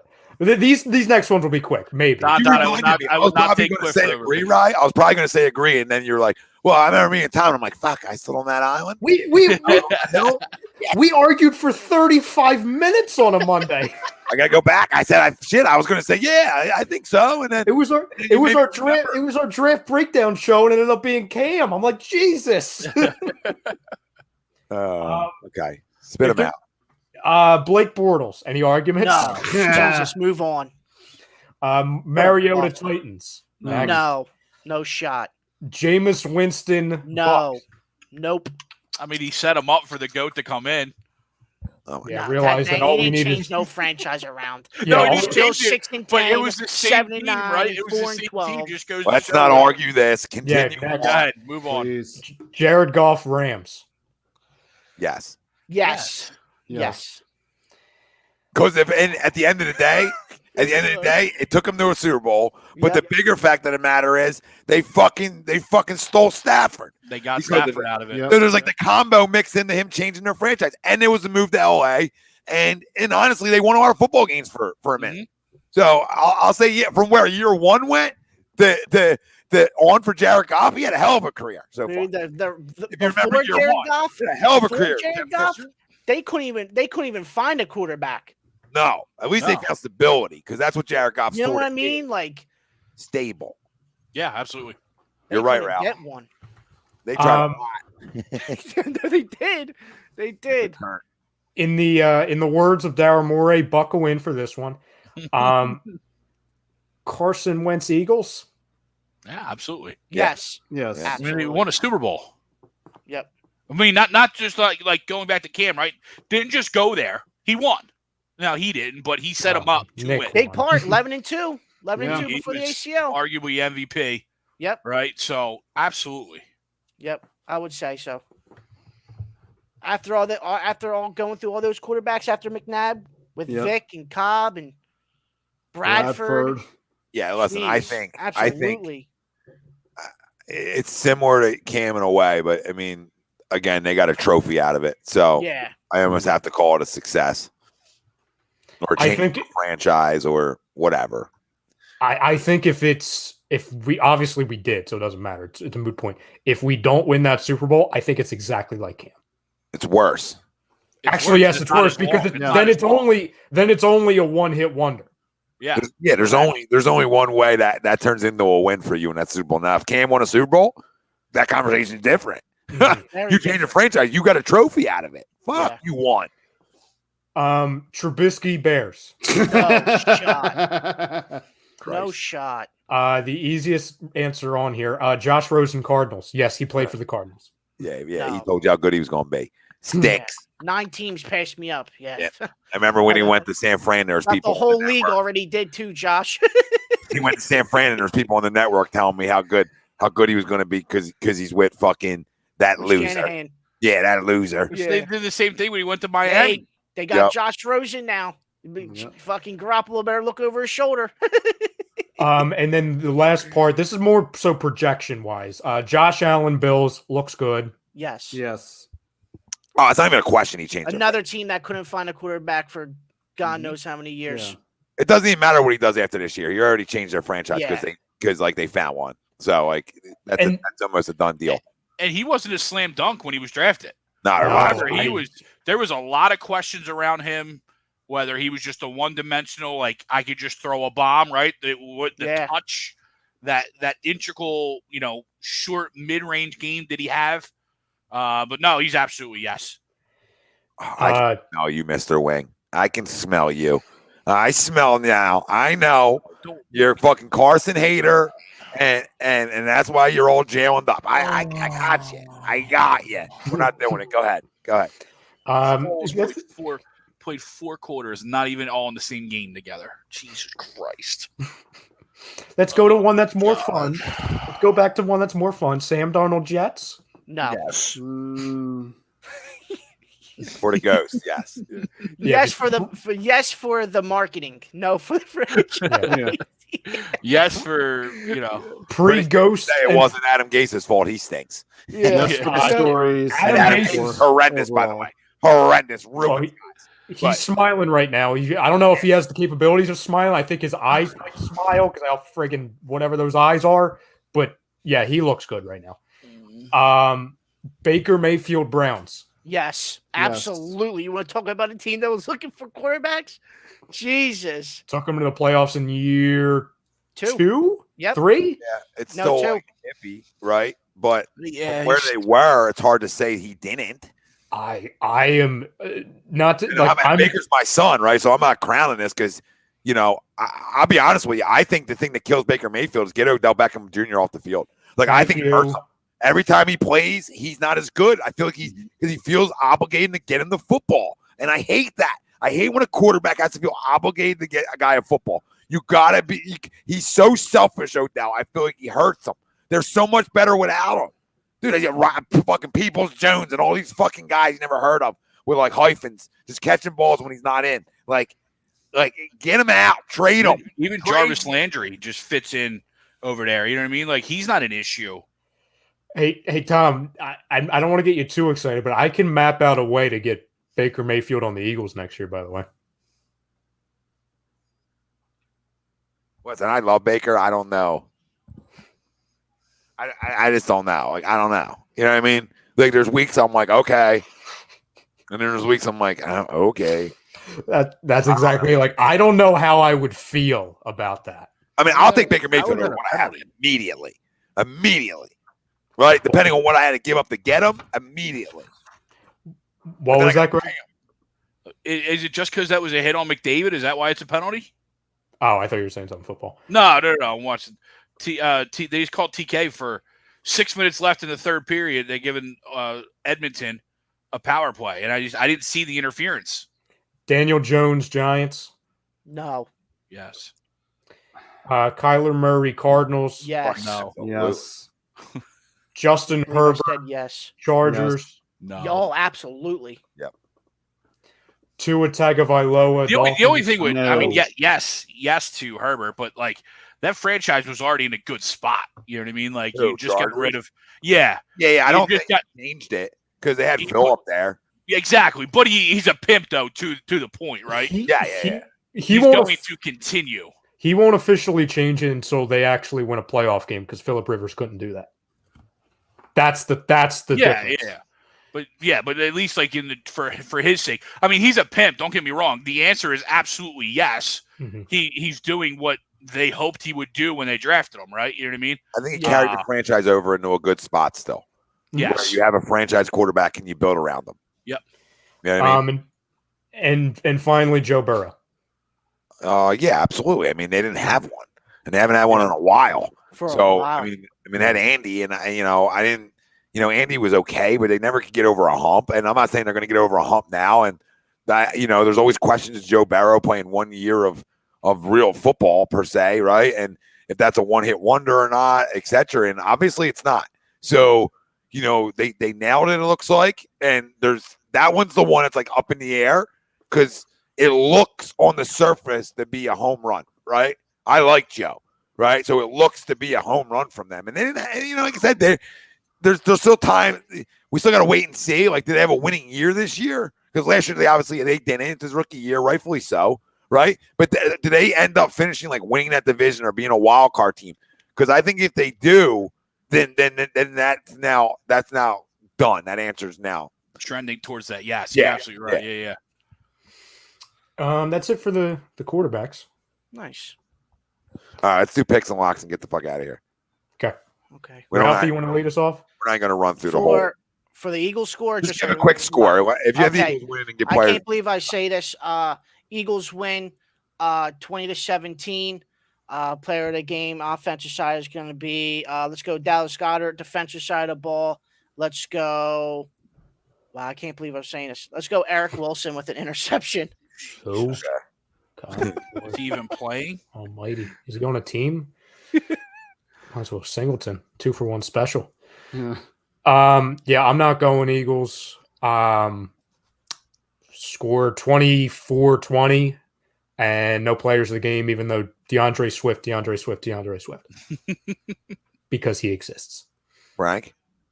I'm going to go Eagles win 23-20. Offensive player of the game, Devontae Smith. Defense, welcome home. Big play Slay. Good one. Well done. Thank God they. I said 27-24 Detroit because I always pick the Eagles no matter what. But this week I'm switching it up, and that means they'll probably win. So enjoy. Greg? Yeah, I love a good old dumpster fire. We're going to continue dumpster fire in Detroit. We're going to give Don. Oh, thank God, Carter. Come on, boys. Hold on here. Give Don win number one. 24-17. And there we go. What? Oh, Lions. I'm sorry. 24-17 Lions. He said, here you go. Oh, I'm watching the Flyers. I thought something happened. I'm like, what did I not see? I think Greg's just trying to focus on one thing for more than 5 seconds. Not everybody's built. Not everybody's built like everybody else. You know what I mean? Yeah, no. I mean, I was 20. What did I say? 24-17. Yeah. Yeah. Lions. Lord, what up, baby? Locks of the week. Locks of the week. To update everybody, there was a major shakeup in the standings. There is no longer a last place Ralphie. It's last place Greg now. Yes, Greg, 2-9, 18% on the year. Wow. Ralphie makes a big jump. You just look at the bank account. He goes 3-0 this week. 3-0, baby.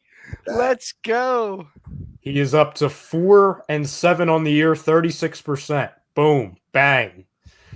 Then you've got Frank, slowish week. He picked like 90 different things. Yeah. But that's more shots I'll take than Ben Simmons. So, I like that. I don't hate that little chirp out of you. I like that. Bazinga. 10 of 12 for 45% on the year. Noah, even though he's only given 6 locks the entire year, and his lock this week was Penn State over Illinois, which we all know how Oh my that God. ended up. Remember how everyone was laughing like, "Oh Noah, that's so bold." Terrible. It was a terrible pick. They're in another terrible rotation game. right now. They're in Big another game rotation. James, baby, strikes again. Yeah. I still haven't gotten in the end zone. He is at 50% on the year, and then Tom and I at the top. Tom, you are 15-7 with a 68 winning percentage, and I am 15-6 with a 71 winning percentage. Ryan cheats. Jesus. Do I? Everything's on tape. If anyone wants to call me. I think one of them. Oh, I have 2 wins, right? One of my wins is Debo Samuel over catches against the Eagles, so that's good. Yeah. It's the only one I really remember. You should just do that every week, Greg. Just like the over on catches against the Eagles. No, just the over on catches for the Eagles. For my locks. I'll go first. All right. Who we facing this week? Jared Goff is throwing for like 100% versus the Eagles. Could you imagine he has like 80% completion rate? Ralph, you don't have to imagine. It's going to happen. That's nuts. It's happened 4 of the last 5 weeks. That's crazy, dude. That's wonderful. Go ahead, Ralph. You said you were ready. Oh, Go ahead. I'll take my first today, lock. Junior. It's going to be the over on the Steelers and Browns game, which I think was at 42 and a half. 42 and a half. Yep. I was looking at FanDuel earlier. I don't know what you guys look at, so it might be all different. God. Look Sorry. at you. Look at This you. guy. This freaking So the guy. over on the Steelers Browns, and then I'm gonna take 2 rushing touchdowns this week for Derrick Henry for a lock. Christ. And then listen, Seattle's defense is atrocious. Give me 3 passing touchdowns for Trevor Lawrence this week. All right. I'll start mine off with tomorrow night. That line's big. You know, I know they're Devontae Adams. I get it. That line is big at 6.5. Is he officially out? I don't even know if he is, but I would get in on that right now at 6.5. I thought he was, but get in right now on that at 6.5 because I think that's going to shift. That's going to shift down a little bit. I feel like so. Get in on the Packers. I just think they covered at 6.5. I think that game's got to be closer. Wasn't he on the COVID list, Devontae? Yeah, he is. Yeah, he's out. And also Lazard. Yeah, that's fine. That's still a bad man there. I think they're going to run the football. Arizona don't stop the run too well. I think they hang in this football game. I'm not saying they win it, but they cover at 6.5. So I go Packers cover 6.5. Looking around, it's a weird week, sort of like last week, a little bit. Yeah, it is weird. There's a lot of high games and then just a lot of low games. Go with the Colts, home versus the Titans. I think the Titans lose their magic. They just beat two big bad wolves on the block. In Buffalo and then Kansas City, right? I mean, that's 2 monster wins from them. It's hard to get up in this league all the time. And blew out Kansas City too. Blew them out. I think they have a little letdown versus the Colts this week. That line's only 1. That line's weird too, right? So give me the Colts in that game -1. I don't know why the fuck they're a favorite, but give them to me. Well, if you look at it though, outside of the kicker, they should be a game back of Tennessee right now, right? You know what I mean? They should be 4-3, and Tennessee's what, 5-2? They should be a game back with this game. So I think, to your point though, Tommy, that might be where that line's coming from, is because they played Baltimore so tough, and then they just lost it at the end because of a damn kicker. Yeah, they're right there. They're right there in that game. It should be a good goal. That is a good goal for Coots. It was funny. After the first period, the over-under adjusted to 9.5. It's at 8 right now. I agree with you, Tommy, though. I do like the Colts this week for all those reasons you just said. Yeah, I'll just go one more because there's weird ones. Like, part of me wants to say Jaguars. Because Seattle stinks. Right, yeah. Russell, you know what I mean? Gino is absolutely horrendous. Butt cheeks. Christ, give me the Vikings on Sunday Night Football. Give me the Vikings. Give me the Vikings. There's some question marks about health right now. I'm sure he'll be fine. I'm sure he's going to play, but you guys know what I mean. You Yeah. have some question marks. Vikings are just tough. They're in every game, I feel like. They're a home dog at 1.5. But listen, teams that can run the football can win games like that. So, let's see how good Dallas is stopping the run because you're getting it. You're getting it on Sunday night. So, Minnesota, home team. I like the Vikings in that game. I think Dallas drops one.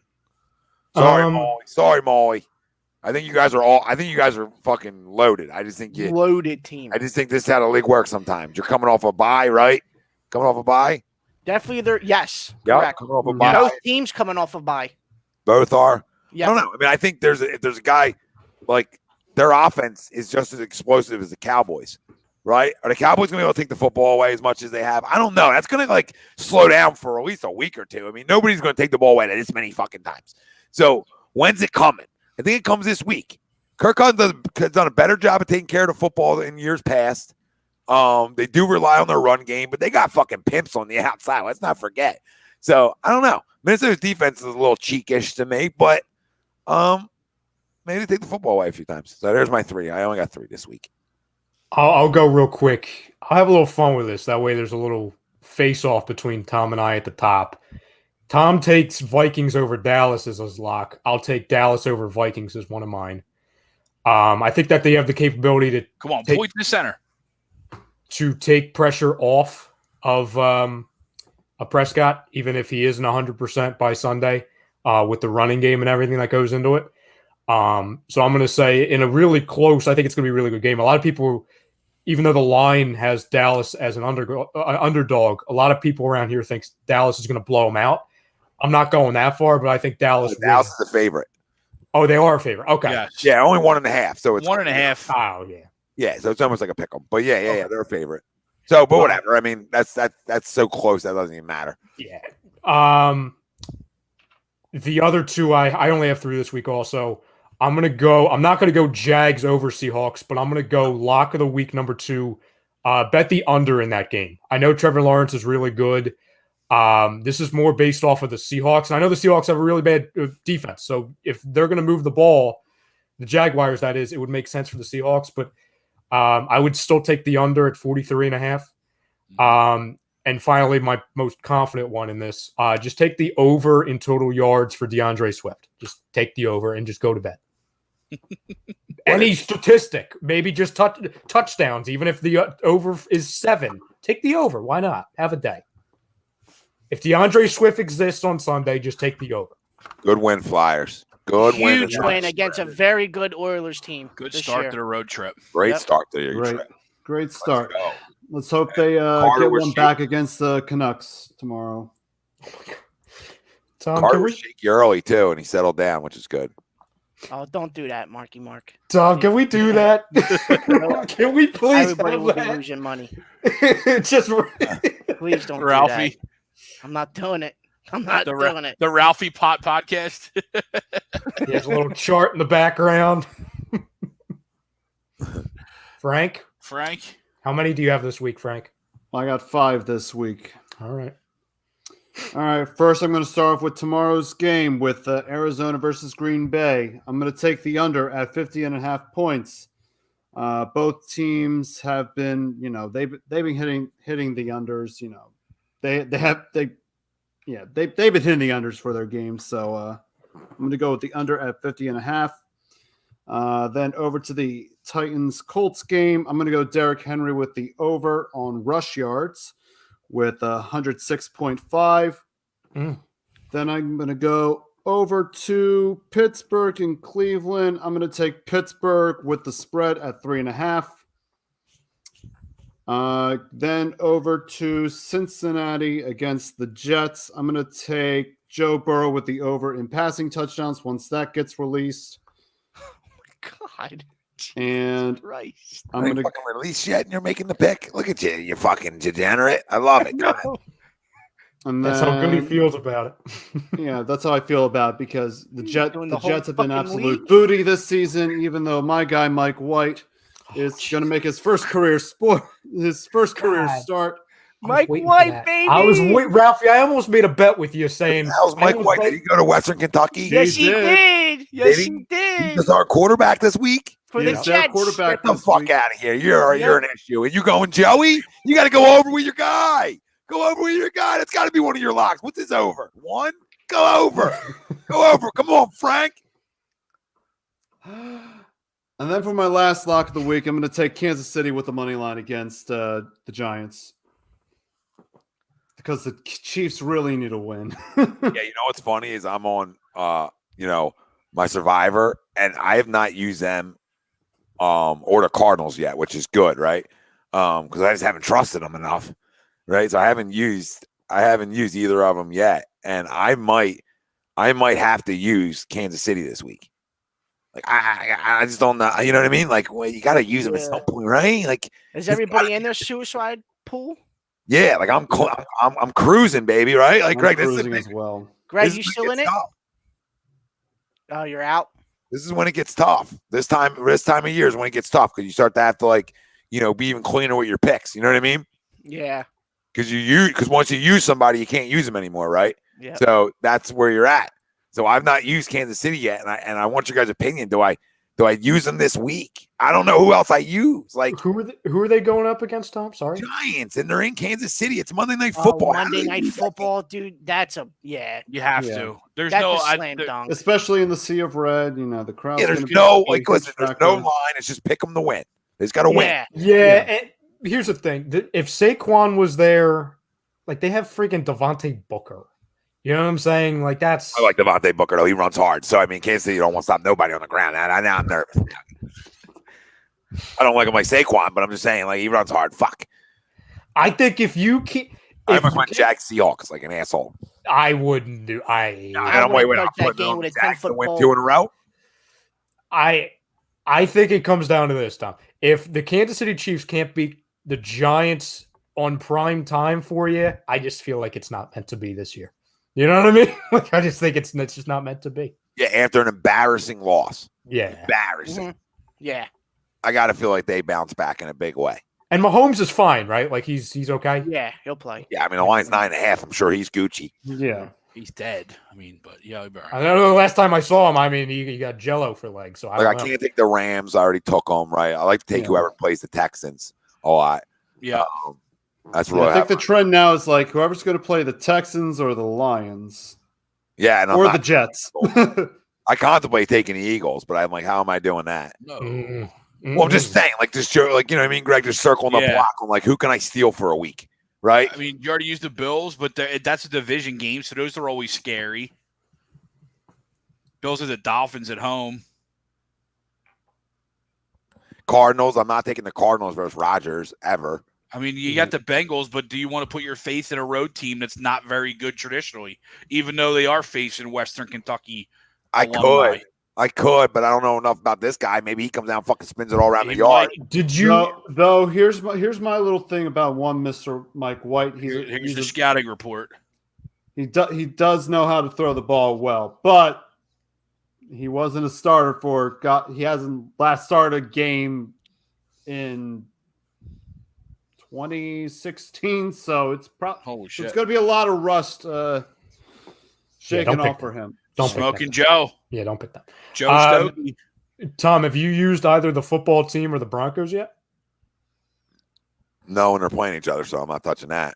And rightfully so. I was thinking Broncos, but I'm like, you really want to put your Teddy suicide in Teddy Two Gloves or Drew Lock? Absolutely not. The other team you might Chargers coming off a bye.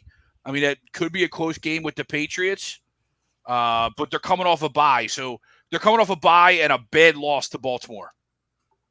Yeah, I can't take them there. I know next week, on Thursday Night Football, Colts play the Jets at home, right? So you're going to take the Colts there. Yeah, maybe that's where I steal a Colty there.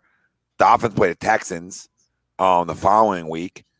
That might be a week where you like Cardinals. Take Cardinals because they're playing the Niners, even though it's divisional. Yeah. So there, you know what I mean? There's some things that you can, I don't know, look at. Especially if the Cards come off a loss in one of these next two games.